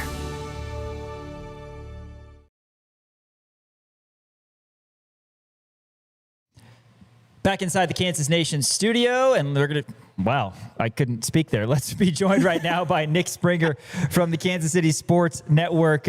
Nick. That people? That was it. We got a lot of when he talks to when Nick comes in, I get really nervous. Wow. We got to talk Chiefs football. We got to talk Jayhawk basketball, postseason, all those goods. Nick, let's start with the Chiefs, because before we had Mitch on last segment, we had a big kind of 20-minute segment talking about the Chiefs, where they're at from a roster standpoint. Yeah. A lot of storylines this offseason. You have Mahomes' restructured contract. You had Jawan Taylor getting the boot. And then, of course, Kelsey's coming back. Kenneth Walker, the Super Bowl MVP, he's coming to Kansas City. He's only 25 years old. A lot to like on that front. Some defections as well. But where do you feel the Chiefs are right now? How are you feeling as a fan with what everything that's gone down? Well, I think Brett Veach made it pretty clear, even going back to when he spoke at the Combine, that he was going to be pretty aggressive in addressing some of the issues that the Chiefs faced last season, in particular with the running back position. He flat out said, hey, we need to be more explosive, which, by the way, the Chiefs had 3 explosive runs last season. One was by Mahomes and one was by Xavier Worthy. Yeah. And I think the other was Pacheco maybe, but I don't know. The other one was Kareem Hunt. Pacheco had 0. Oh, okay. Yeah. Well, there you go. It's case in point. And so obviously that was a priority. And my issue with the Chiefs approaching the draft, there was obviously a lot of buzz around should the Chiefs take Jeremiah Love. The problem that I have with that I had with that theory was that if you're going to put your eggs in that basket, and then you probably wouldn't go out and sign like a big name running back, and then what if Jeremiah Love's not there? Yeah. Then you're kind of screwed. So I kind of thought that the Chiefs would make a move for a big running back. The restructure of Mahomes made sense. And then with Kenneth Walker, did you guys know this? In the last 16 years, since 2010, the Seattle Seahawks have used the franchise tag twice. And only one time has a player played on the franchise tag. They used the franchise tag in 2010, and they used the franchise tag in 2019 to tag Frank Clark, who they then traded to the Chiefs. Sure. So I knew that they probably weren't going to franchise tag Kenneth Walker at that point. And let me ask you guys this other question about Kenneth Walker. You're going into a contract here. Kenneth Walker, you've been the guy in Seattle. All of a sudden this year, here comes Zach Charbonnet going to steal some of your reps, and it's going to be a split backfield. Would you want to re-sign with the Seahawks? Yeah. No, I mean, that's a good point. Right. Yeah. I don't think I would. You win Super Bowl MVP, especially and then you're feeling pretty good about yourself. Right. After Exactly. Super Bowl. Yeah. So there wasn't really any doubt in my mind that I thought Walker was going to go to the market. The question was just going to be, were the Chiefs going to be able to go up and pay for him, or were they going to get him? And sure enough, they did. And that came out pretty quickly in free agency. So obviously that's something that the Chiefs had been working on for a while, I think, behind the scenes to nail that down. And it makes a ton of sense, right? Because that was obviously a huge issue for Kansas City. The NFL, I think, in totality is shifting more towards hey, you need to be able to run the ball, right? It's kind of like a pendulum where, everybody wants to stop the run. Then the Chiefs come along and from 2018 to 2022 dominate the league, throwing the ball, obviously. And then all of a sudden now every defense is running 2 high safeties. What does that mean? Light boxes. Well, It's taken a few years, but now offenses are starting to adapt the other way. They're saying, okay, well, if you're going to play 2 high safeties every single play of the game, we're going to line up and run the ball. Right. And sure enough, that's kind of the general trend that I think across the league, if you look at what some of the teams that have had success is, you have to have a running game. You can't even if you have Mahomes, right, who we all agree is the greatest player in the league and maybe one of the greatest quarterback talents of all time. Yeah. Even if you have Mahomes, you still have to have a running game. Right. Yeah. Right? Yeah. So then they wouldn't have any linebackers. It'd just be all right. So again, Kenneth Walker obviously checks that box as a guy that they can rely on to just line up and run the football with, which is a really, really big positive.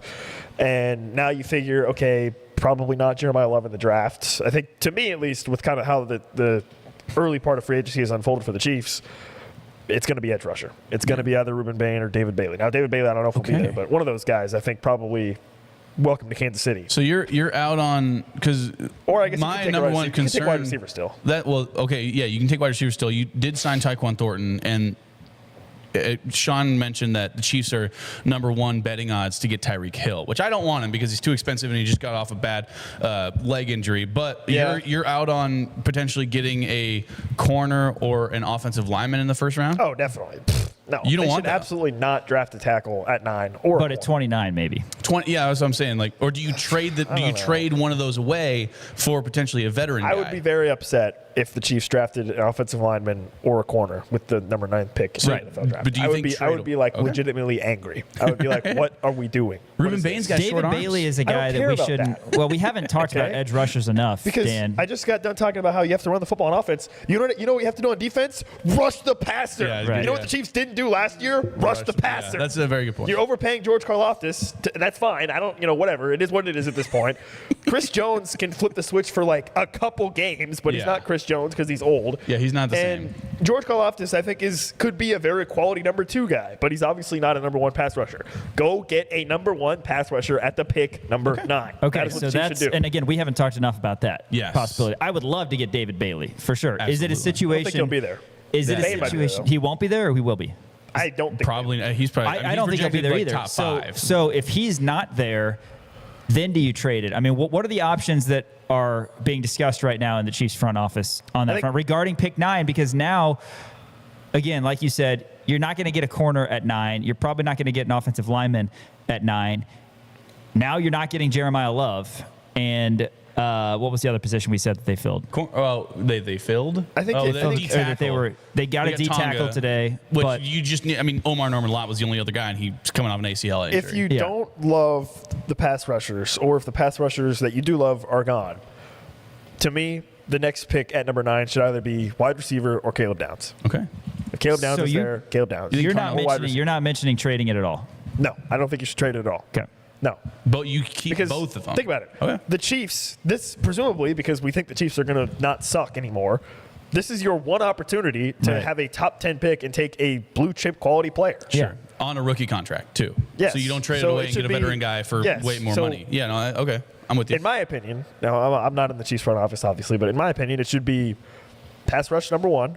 If all the pass rushers are gone, or you don't love the guys that are there, and if Caleb Downs is there, then I would be happy with Caleb Downs. Or you take wide receiver, either Carnell Tate or Mekhi Lemon. Probably Tate, but Yeah. So that's what I think. I know. I heard the Giants are high on Colonel Tate, but Colonel Tate could be there, and I would love that. Right. Jordan Tate Tyson could easily go in the top 5 too. That's the problem. Yeah, is that's the thing. A lot of these guys. It's not set in stone yet.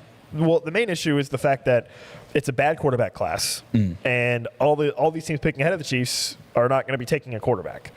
So all these guys that we're talking about are players that in any other draft would almost certainly be available probably by the time he gets to the 9th pick. But because none of these teams are going to take a quarterback besides the Raiders at number 1, that means you have, 7 other picks in front of you of teams that are going to be picking other position players. Good point, yeah. And probably a couple of them are going to be defense pass rush. Probably a couple of them are going to be offensive line. Probably a couple of them are going to be wide receiver. Caleb Downs, I think, is the big X factor where, how high are teams on him because, people drafting will say he's the best player in this draft, really, him and Jeremiah Love, right? So where does he go? I don't know. But those, to me, at this stage, based off what the Chiefs have done up to this point, still early in free agency, obviously, pass rush, Caleb Downs, or wide receiver. Those are the 3 things that I want. All right. Should we put a bow on the Chiefs talk for now? We'll have to have you on here in a month. So we'll get you on before the draft. I will so say, there's a I'm little very bit more excited. of a clear. One final thought. I'm very excited to line up and run HB Dive with Kenneth Walker. Yes. Yeah. I'm excited for that. Well, That'll be Tonga nice. played 15 snaps at fullback last year, too, for the Patriots. Right. There was I'm that a play big that he made in the fullback AFC guy. Championship game. So Yeah. Nick I'm a big Springer, fullback guy. Kansas City Sports Network, also Chiefs Radio Network, joining us here in studio. Let's transition over to Jayhawk basketball. KU gets the 3 seed in the Big 12 tournament. We'll talk about that. But what did you make of Saturday's game? I said yesterday, and I said kind of after the Arizona State game, honestly, I'm like, it's kind of a game where you have to win, but you don't really get much out of it just because the world's over if you lose and you're expected to win. You don't get much out of it from a seeding postseason standpoint. No one's going to think very different of you no matter what you do in this game. But Kansas still, they scored 104 and they showed that they can have some pop offensively. What did you like? I agree with you on the point of the outcome didn't really matter. What I mean by that is KU wins by 19. if they had won by 15, or if they had won by 12, or if they had won by 25, that's all the same. Yeah. What really mattered was how the team looked, body language-wise. You've lost 4 of your last 6 games. This is your last chance to sort of feel good about yourselves heading into the postseason. And by the way, K-State is terrible. Oh my goodness. They are awful. Awful. They are a horrible basketball team. I don't even know how they got to 12 wins. Unbelievable how bad they are. Truly incredible stuff. Absolute train wreck. But you can't stop watching how bad they are. It's crazy. Anyways, the biggest takeaway that I had from the game was Darren Peterson. Darren Peterson, to me, there's two primary things that I saw from Darren Peterson in the game against K-State. Number one, he was explosive, he was aggressive driving to the rim, and he got to the rim when he wanted to. Now, again, K-State bad, but still relevant, considering what we've seen from Darren Peterson this season. He was as explosive as I've seen since probably the BYU game in the first half. But the difference is against K-State, he carried that into the second half. So that was a very, very nice thing to see, was that honestly, it felt like it was for the first time maybe that he was playing at or near 100%, both physically and mentally, late in the game. And what I mean by that is, I think there's been times where if Darren Peterson, it's the stuff that he's been dealing with, cramps, hamstring, ankle, whatever it may be, it's clearly affected him mentally to the point where he doesn't necessarily always have 100% confidence of, hey, I can drive by this guy and blow by him, but can I trust my body, right? Like, I know I can do it, but can I trust my body to make it happen? Yeah. Felt like he did that against K-State. But then the second thing from Darren Peterson that I would really, really love to see, and it's something we haven't really seen from this season, is guys, he showed a lot of emotion on the court. Like, he was smiling, he was interacting with the crowd, he was clearly having fun in the second half. That's not something we've seen from him at all, really, on the court. He's kind of curated this personality about himself of being more of a stoic figure, but he showed some personality. He was excited, he was smiling, he was having a good time. Love seeing that too. So those were the two biggest things for me when watching the game, was seeing Darren Peterson be explosive into the second half of the game, and the emotion that he showed, I think, was huge. And then on top of that, you still had Melvin Council and Trey White being aggressive, which that's kind of the big question is, when Darren Peterson's out there, are those guys going to stay aggressive? Well, it looked pretty good against K-State. Yes, I understand it's K-State. They're terrible. But it was nice to see. And overall, I think a positive outcome for KU. You feel better about yourselves. You feel like you're in a position where you've grabbed some of that momentum back heading into the postseason. And when the ball goes up next time in Kansas City and then eventually in the NCAA tournament, you're playing win or go home, basically. So that's the kind of energy you need. Yeah. I mean, I thought that was the best I've seen Darren look. And I think that was an important game, I think, for flipping the switch or flipping the script on Darren, I think. I think that a lot of people, after the way that he played, with the emotion that he played with his post-game comments where he talked about loving KU and enjoying being here. I think a lot of KU people fans want to see that. Exactly. Yeah, exactly. On the floor. Now, obviously, behind the scenes in practice, maybe he shows it more, but on the floor, we haven't seen that from him this season. Right. Yeah, 100%. Nick Springer, KCSN, joins the show here in studio. Nick, I know we're going to get to the path forward, obviously, Big 12 tournament talk, but I want to talk to you about some of the guys on the all Big 12 teams that was released yesterday. Flory Bidunga, Defensive Player of the Year of the Big 12. You had him being first team, all Big 12. Darren, second team. Melvin Council Jr., honorable mention.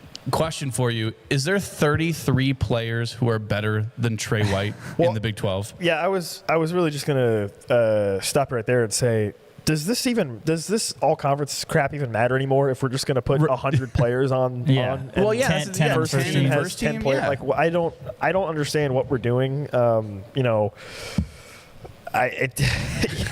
at a loss for words. 33 players were honored. I didn't understand that at all. I do think Flory Bidunga deserved Defensive Player of the Year. I think he was pretty dominant in his shot blocking and rim protection for KU, which was good to see. I don't know. Maybe I even said this here with you guys a couple months ago earlier in conference play, but I don't know if Flory Bidunga is the best defensive player in the country, but I think he's certainly the most versatile in that.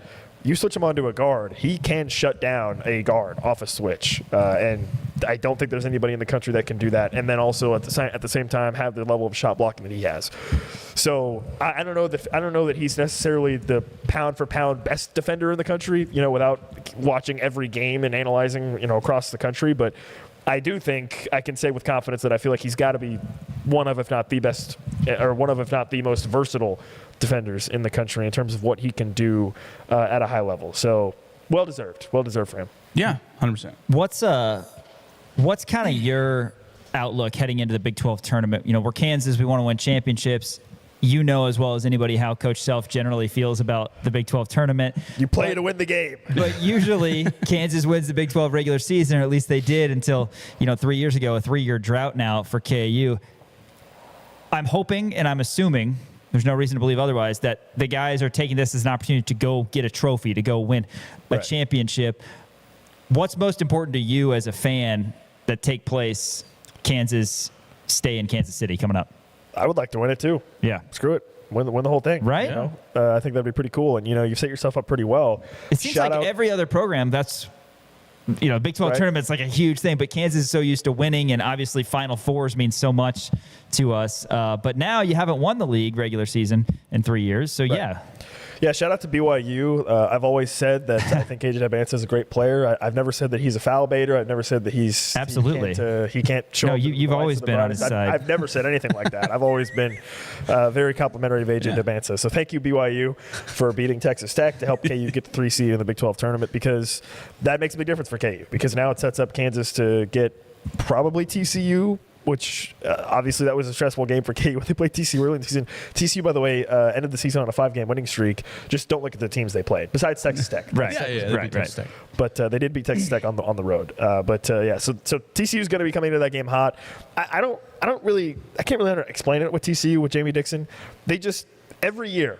I look at lose the to bad teams and beat good teams. Well, it's not even that. It's just at the end of the year, it's like, they're 19-10.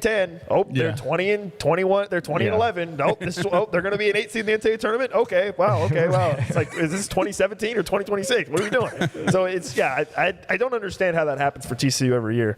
They're consistent, I guess. But so you get them first, presumably. I don't want to disrespect Oklahoma State or Colorado, but probably going to be TCU. You win that game, you'll probably end up getting Houston in the semifinals, which I like that matchup for Kansas. And obviously, as you guys know, the significance of KU getting the 3 seed is that you would have probably ended up playing Iowa State if you were the 4 seed. And immediately. And then if you would have beat Iowa State, you would have played Arizona. So, and the odds of you winning both those games in back-to-back days are pretty slim. The one thought that I did have, and I guess it's kind of irrelevant now, but for me, I was thinking – Kansas right now in bracketology is pretty much uniformly a 4 seed, right? Well, if they had been a 4 seed in the Big 12 tournament and they had a chance to beat both Iowa State and Arizona back-to-back, would that have been more valuable for Kansas to move up in the NCAA tournament seed line versus if they end up playing TCU and Houston?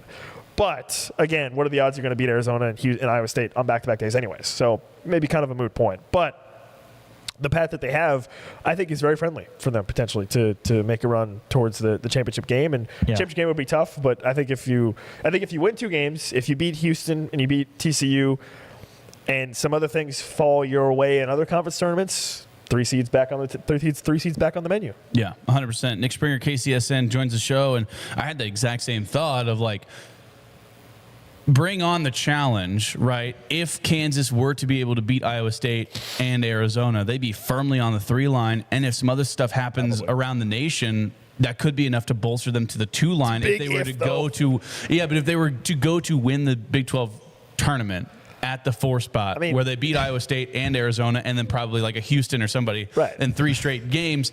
That, to me, that is the best resume builder possible. That'll jump you 2 seed lines, where I'm thinking you're at the 2, where now you're looking at, okay, you got TCU, they're fine. Houston, they're good. You match up better against them. And then, if Kansas goes on and wins the Big 12 championship, probably playing in Arizona. So you get Houston and Arizona. Those are 2 solid wins back-to-back. If you win the Big 12 championship, that'll jump you up to the 3 line. But I guess in terms of that actually was going to be my next question is, would it have been better just in terms of the opportunity available for Kansas to be at the 4 spot in the Big 12? No, I don't think so. Because, yes, okay, let's say you play Iowa State and you play Arizona. Those are 2 very physical teams. Sure. So you're just going to go beat yourselves up against two teams that love to foul. I mean, play physical. Sorry, you'll have to edit that part out. Sorry, I didn't mean to say that. Hey, Houston loves to foul too. To be fair, yeah, that's true. Houston too. But you're playing two teams. Don't you mean play physical? But then you would have played Houston in the championship under Dan's scenario. Right. Yeah, It would have been Iowa State, Arizona, Houston, three games straight in a row. games. Totally. Straight days. No, it would have been terrible. Three Yeah. UFC And matches. Tech goes out and hits 16 It would threes. have been worse than going to war. I mean, that's unbelievable. So, physical teams that play, and so no, this is obviously a better scenario for KU because A, you have a higher likelihood of success in terms of making it to the championship game, and B, you're not just going to be getting assaulted every single day that you're in Kansas City. You're going to have a chance to actually play a little bit, maybe against TCU. Against Houston, it'll be physical, but I think it worked out really well for Kansas because really, when it comes to the NCAA tournament, like,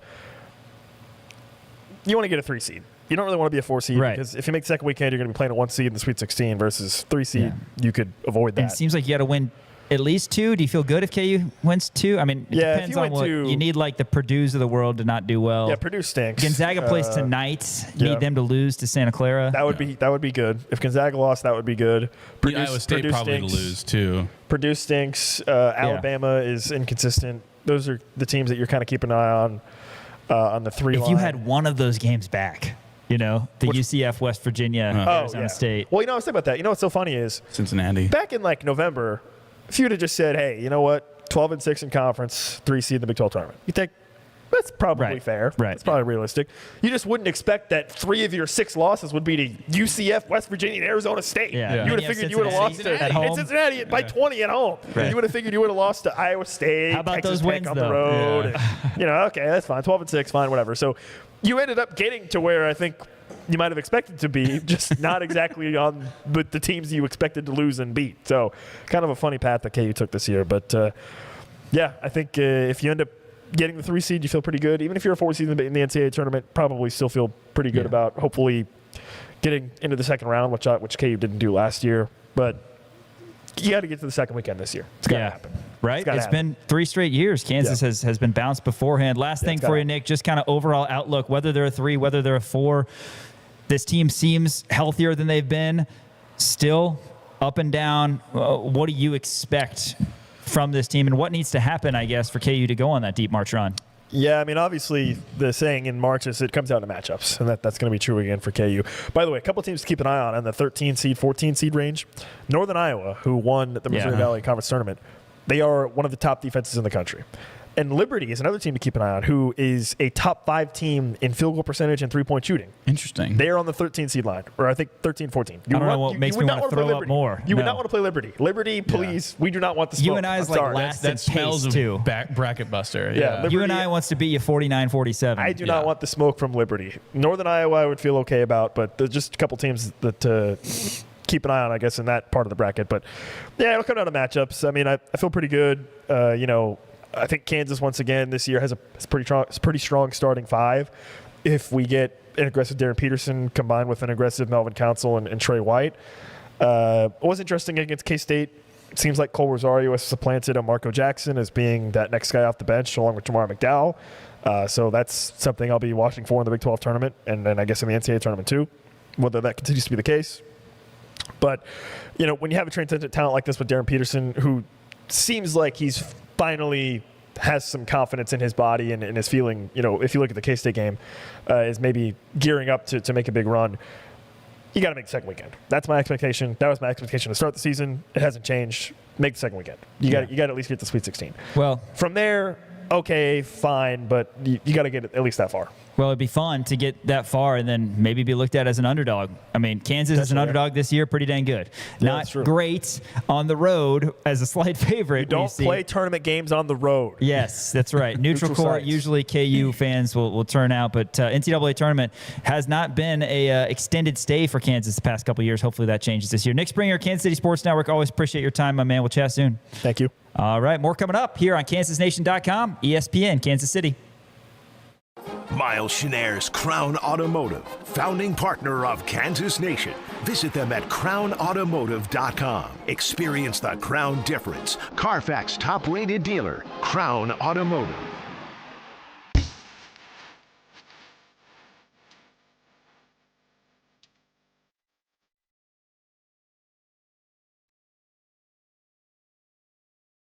Everyday drives deserve everyday thrills. Get into a 2026 Camry for 3.99% APR. Check out Crown Toyota's inventory of 2026 BZ and Tundra models, low APRs, and big cash incentives.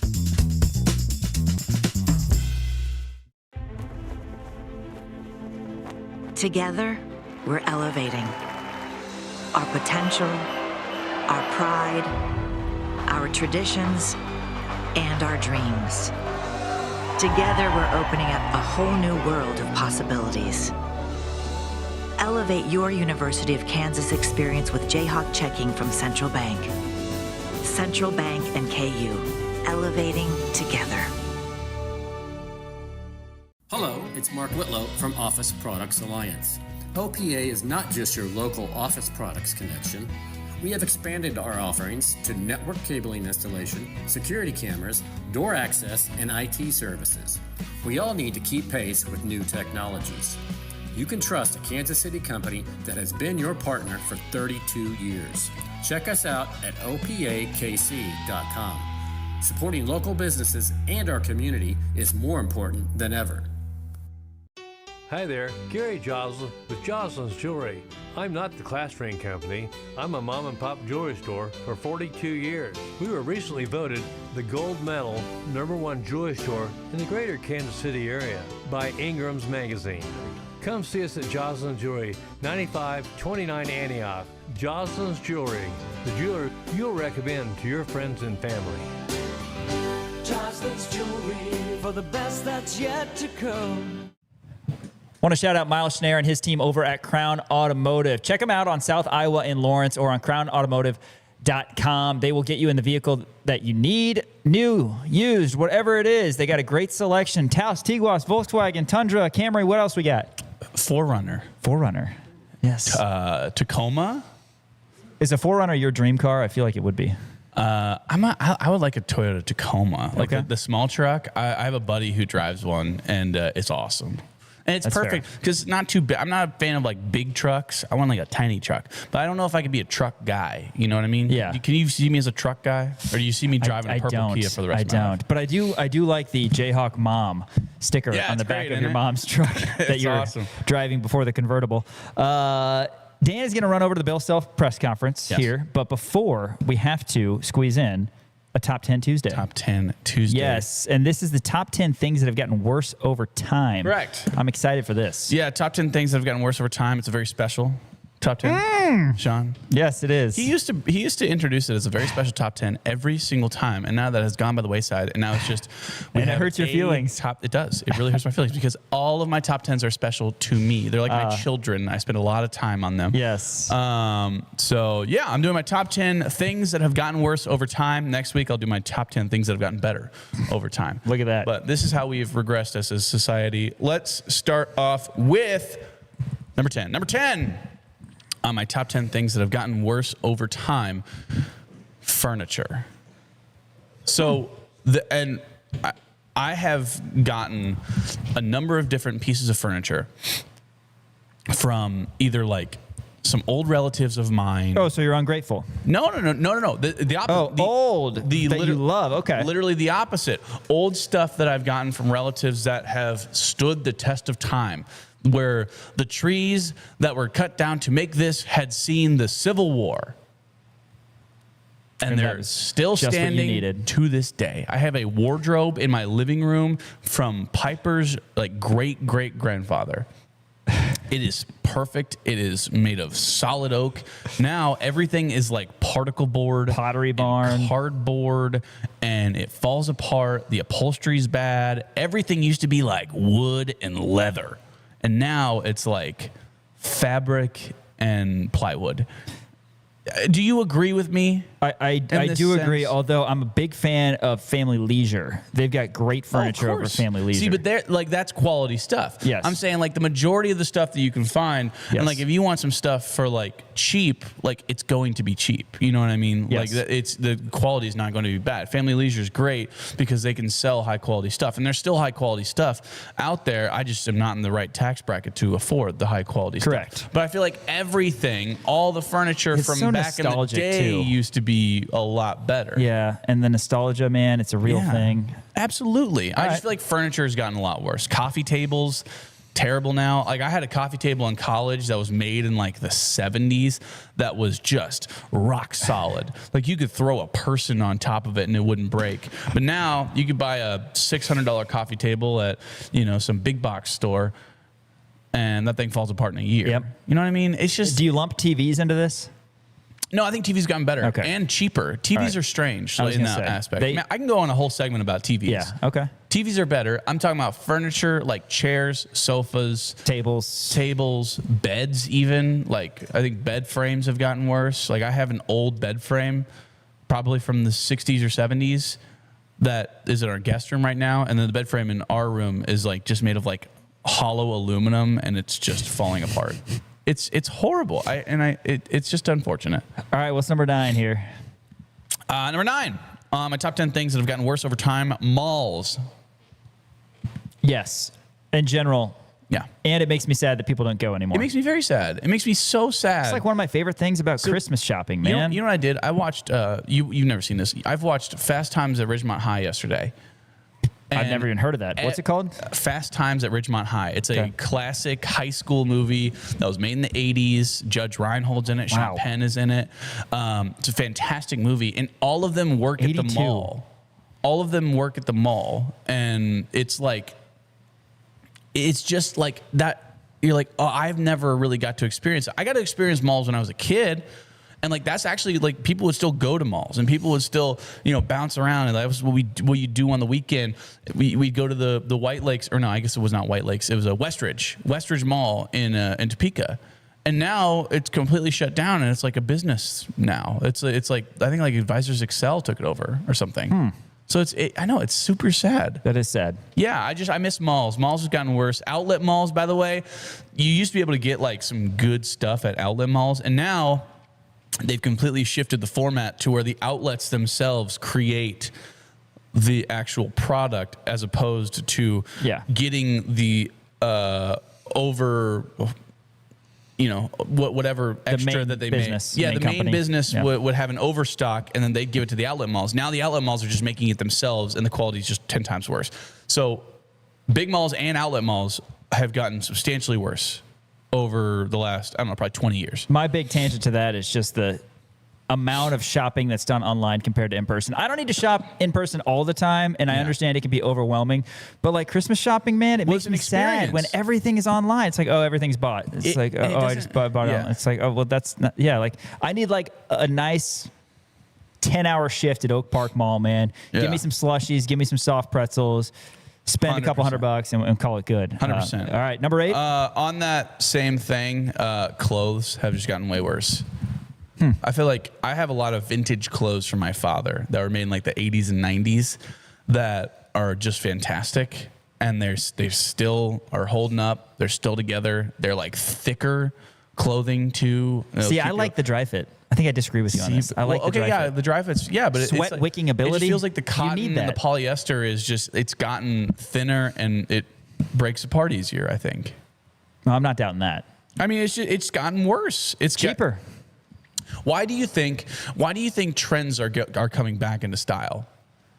It's because people understand that clothes, and it's not just quality of clothes, it's the style of clothes too. The style of clothes has gotten worse. That's why trends are continuing to bring back old stuff. What's trendy right now? Vintage stuff. It's not new stuff. It's old stuff that's trendy right now because everybody understands that clothes back in the day, back in the 90s, starter and 2000s, starter jackets, the big baggy pants, those are coming back now. It's clothes of just like the style. Are jean shorts back? You seem like a jean shorts guy. I actually, we used to have jorts day at high school. It was jorts Fridays, where we would wear jorts every Friday. It was great. It's good stuff. I loved it, man. It was great. Jorts are back. But that was what, 10 years ago. So maybe I'll bring jorts back. Why not? I'll cut up some jean shorts. Spring months, summer months. Yeah, exactly. The listeners will never know, but right. So that was number 8, right? Yes. So it's furniture, malls, clothes. Number 7 on my top 10 things that have gotten worse.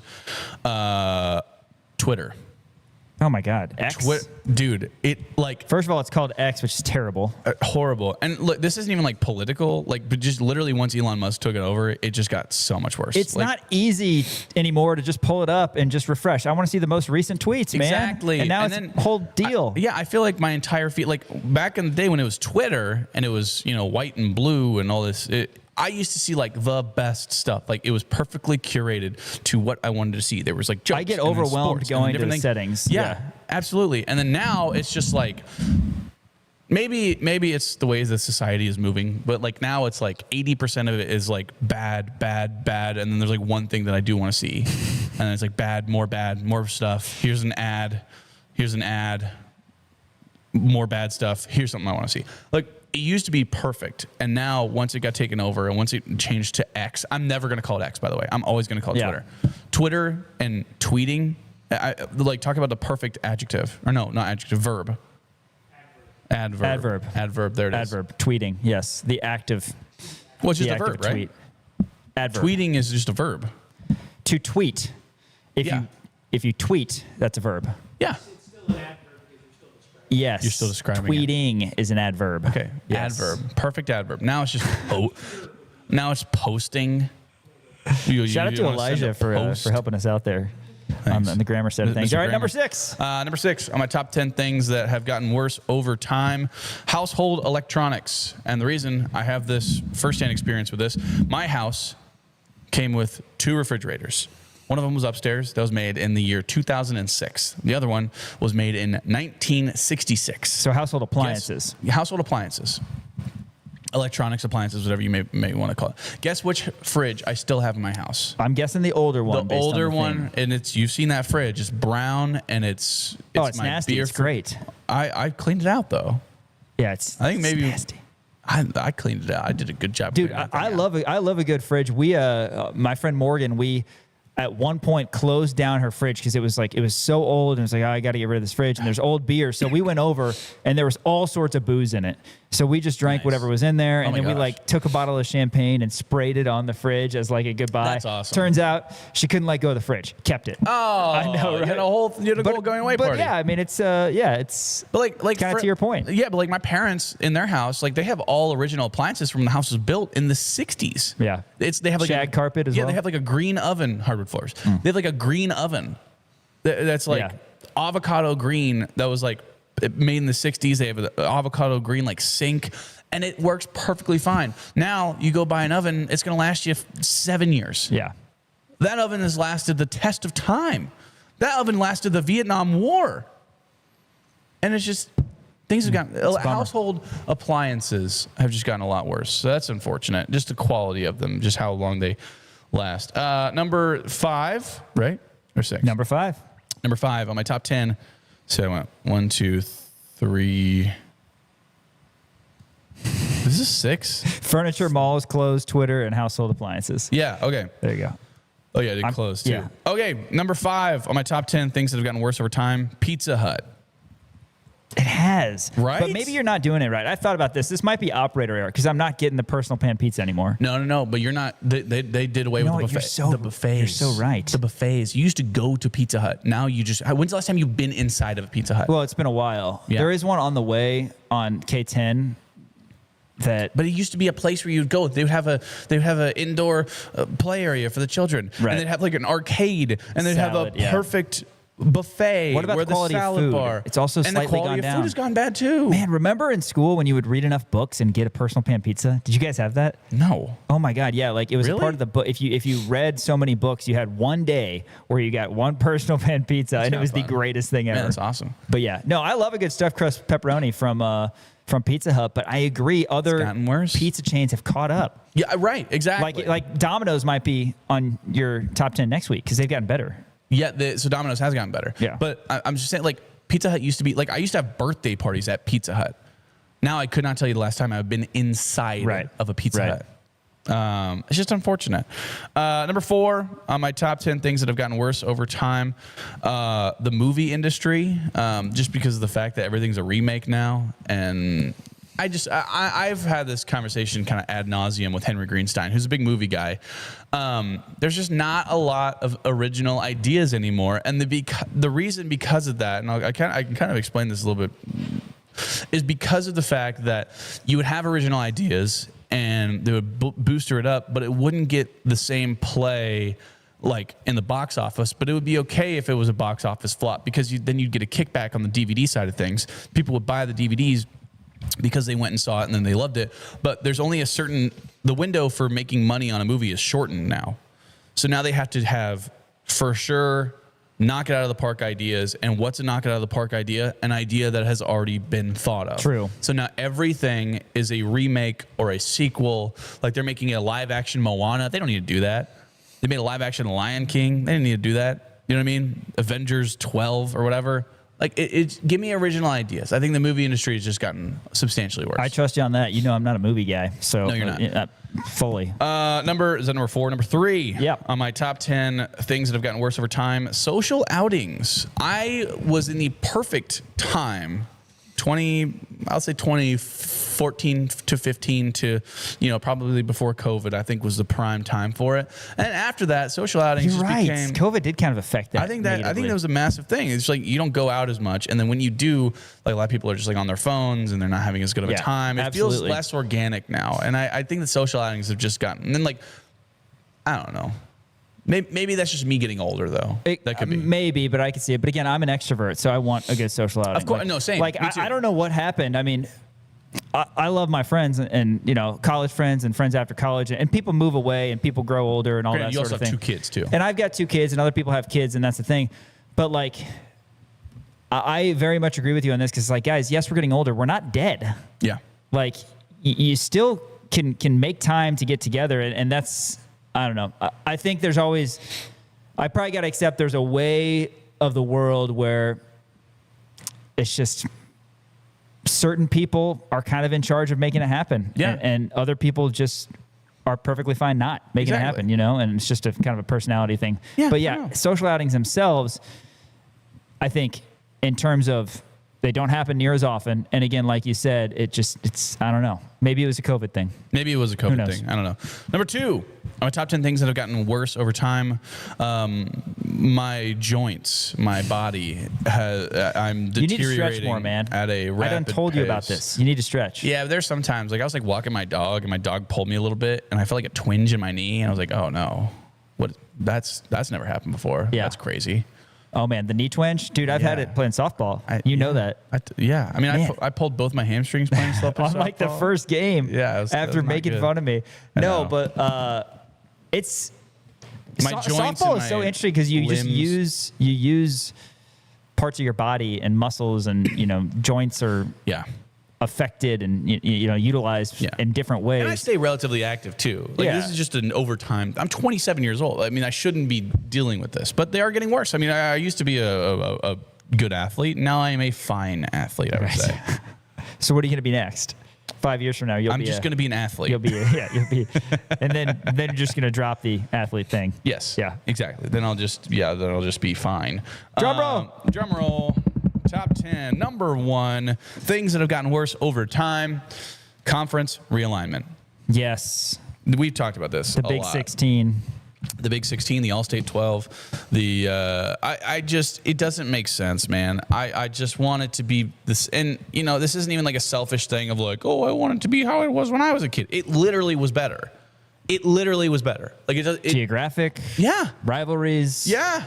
Absolutely. You weren't playing. There's no more KU Mizzou. You weren't There's playing no more against backyard Mizzou brawl. just to try to make it a thing when it doesn't even compare to what it was. Right. Kids these days have no idea. Stanford and Cal are in the ACC. Yeah, it's horrible. It doesn't make sense. It absolutely doesn't make sense. I hate it so much. The Big 10, they got Rutgers and UCLA playing on a Tuesday night on a school Maryland's not night. in the ACC. That's stupid. Maryland needs to be back in the ACC. Yeah, absolutely. Dumb. I'm with you there. I want the Big East to get back into and granted they are still relevant. At least UConn's back in the Big East. Remember that period where they were in the American? That was weird. It was weird. That was weird. Very weird. All right, roll through your top 10 things that have gotten worse over time and any honorable mentions you got. I got furniture, malls, clothes, Twitter, household appliances, the movie industry, Pizza Hut, social outings, my joints and conference realignment. I had one honorable mention. It was just celebrities.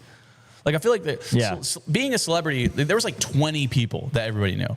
Now there's like a million people that like some people know. Oh my God. It's just like, I cannot keep up. They're like, influencers. Like, like being a paparazzi member has to be like the easiest gig in the world, because you can just walk down any street, take a picture, and you're bound to knock into somebody who's famous. You know what I mean?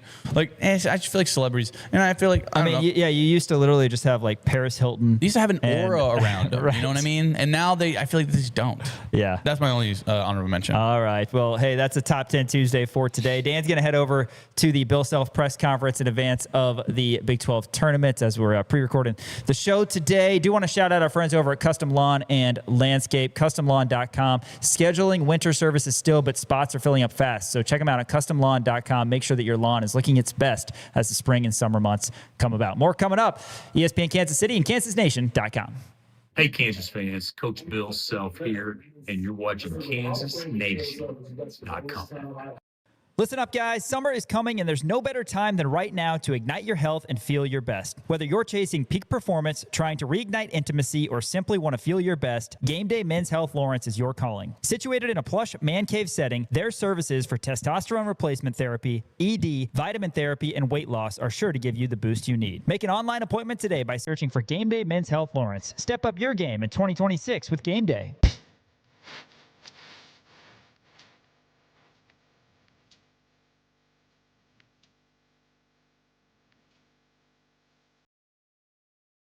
Everyday drives deserve everyday thrills. Get into a 2026 Camry for 3.99% APR. Check out Crown Toyota's inventory of 2026 BZ and Tundra models, low APRs, and big cash incentives.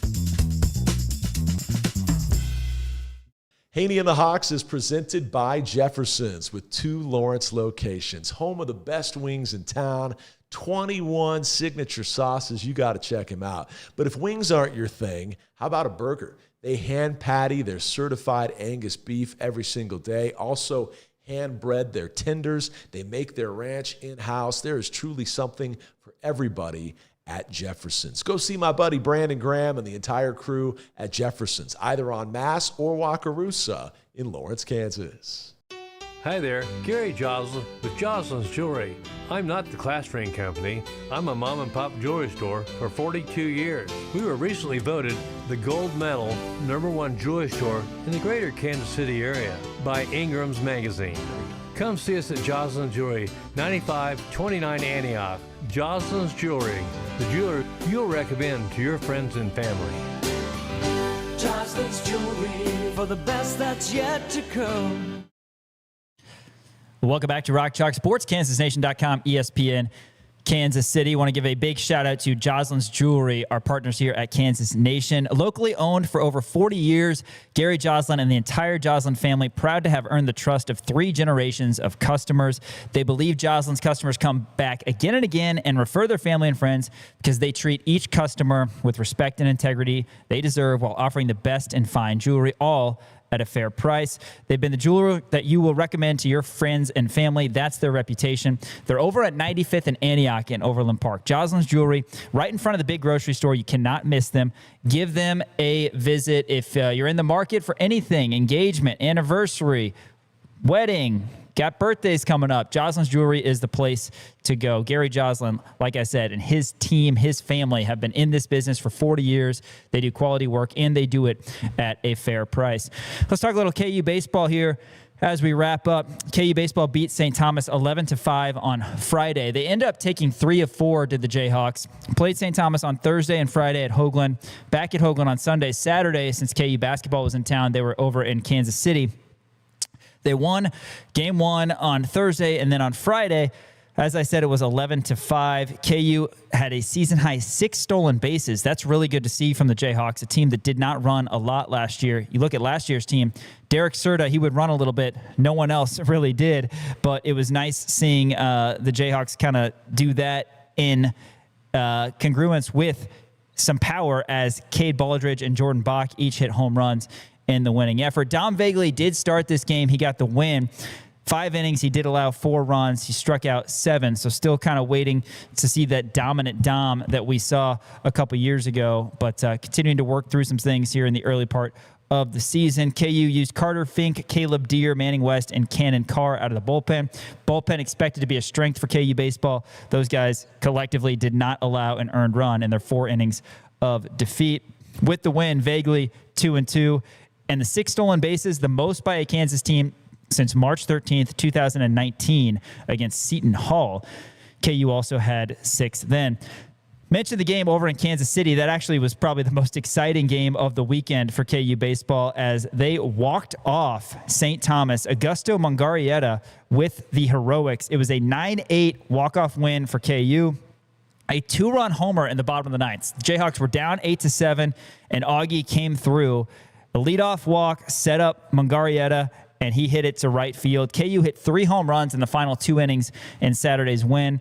They got the victory. That was their 4th consecutive win, put Kansas at 10-4 on the season. Matisse Nayral gave up 3 runs in 4 1/3 innings pitched. He had a career-high 7 strikeouts.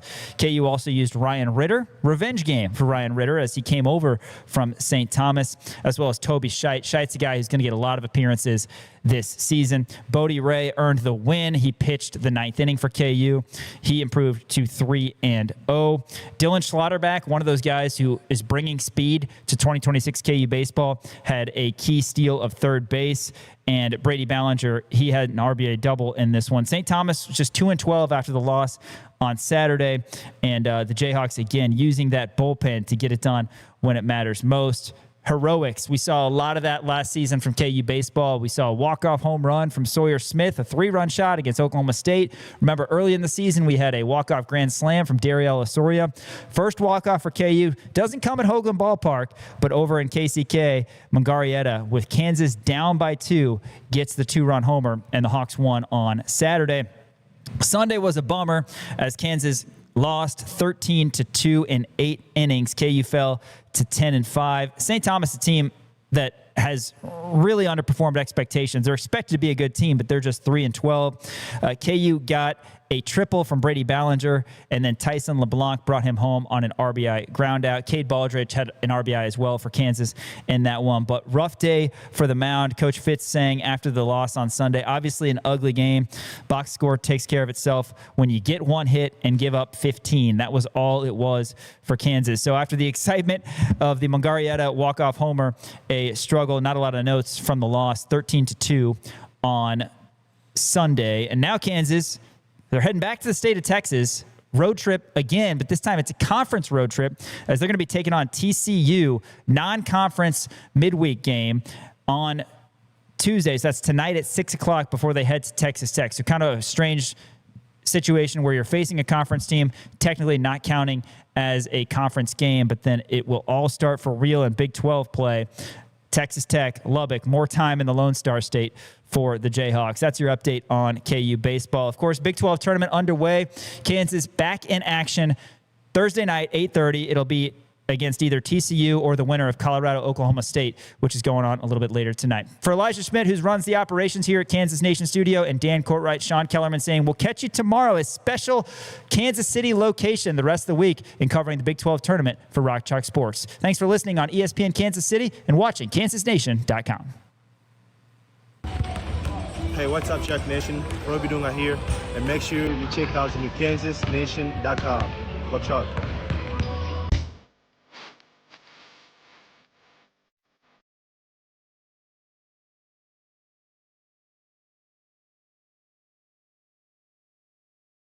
Everyday drives deserve everyday thrills. Get into a 2026 Camry for 3.99% APR. Check out Crown Toyota's inventory of 2026 BZ and Tundra models, low APRs, and big cash incentives. Hey there, I'm Mick Schaefer. I'm Greg Gurley. And this is Between Two Fountains. It's not an original name for a podcast, but it's our name, Greg. Love it. A lot of time and effort went into that name, and that's all we got. As far as you know. Hey, we're going to talk about our 2 favorite topics, Kansas City area sports and nonsense. That about covers it, right? I'll handle the nonsense. Yeah. We'll have the best guests as well and the worst jokes Come around every single week on Between Two Fountains. Hi there, Gary Joslin with Joslin's Jewelry. I'm not the class ring company. I'm a mom and pop jewelry store for 42 years. We were recently voted the gold medal #1 jewelry store in the greater Kansas City area by Ingram's Magazine.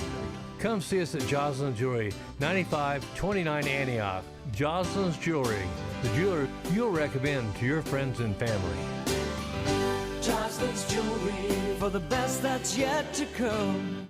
This is SSJ. Winter in Kansas City doesn't mean your lawn takes a break. It means smart homeowners get a head start. Let David and his crew from Custom Lawn and Landscape prepare your yard for a greener, healthier spring with winter fertilization, soil conditioning, and pre-emergent treatments that stop weeds before they start. Because when the snow melts, you don't want to start fixing your lawn.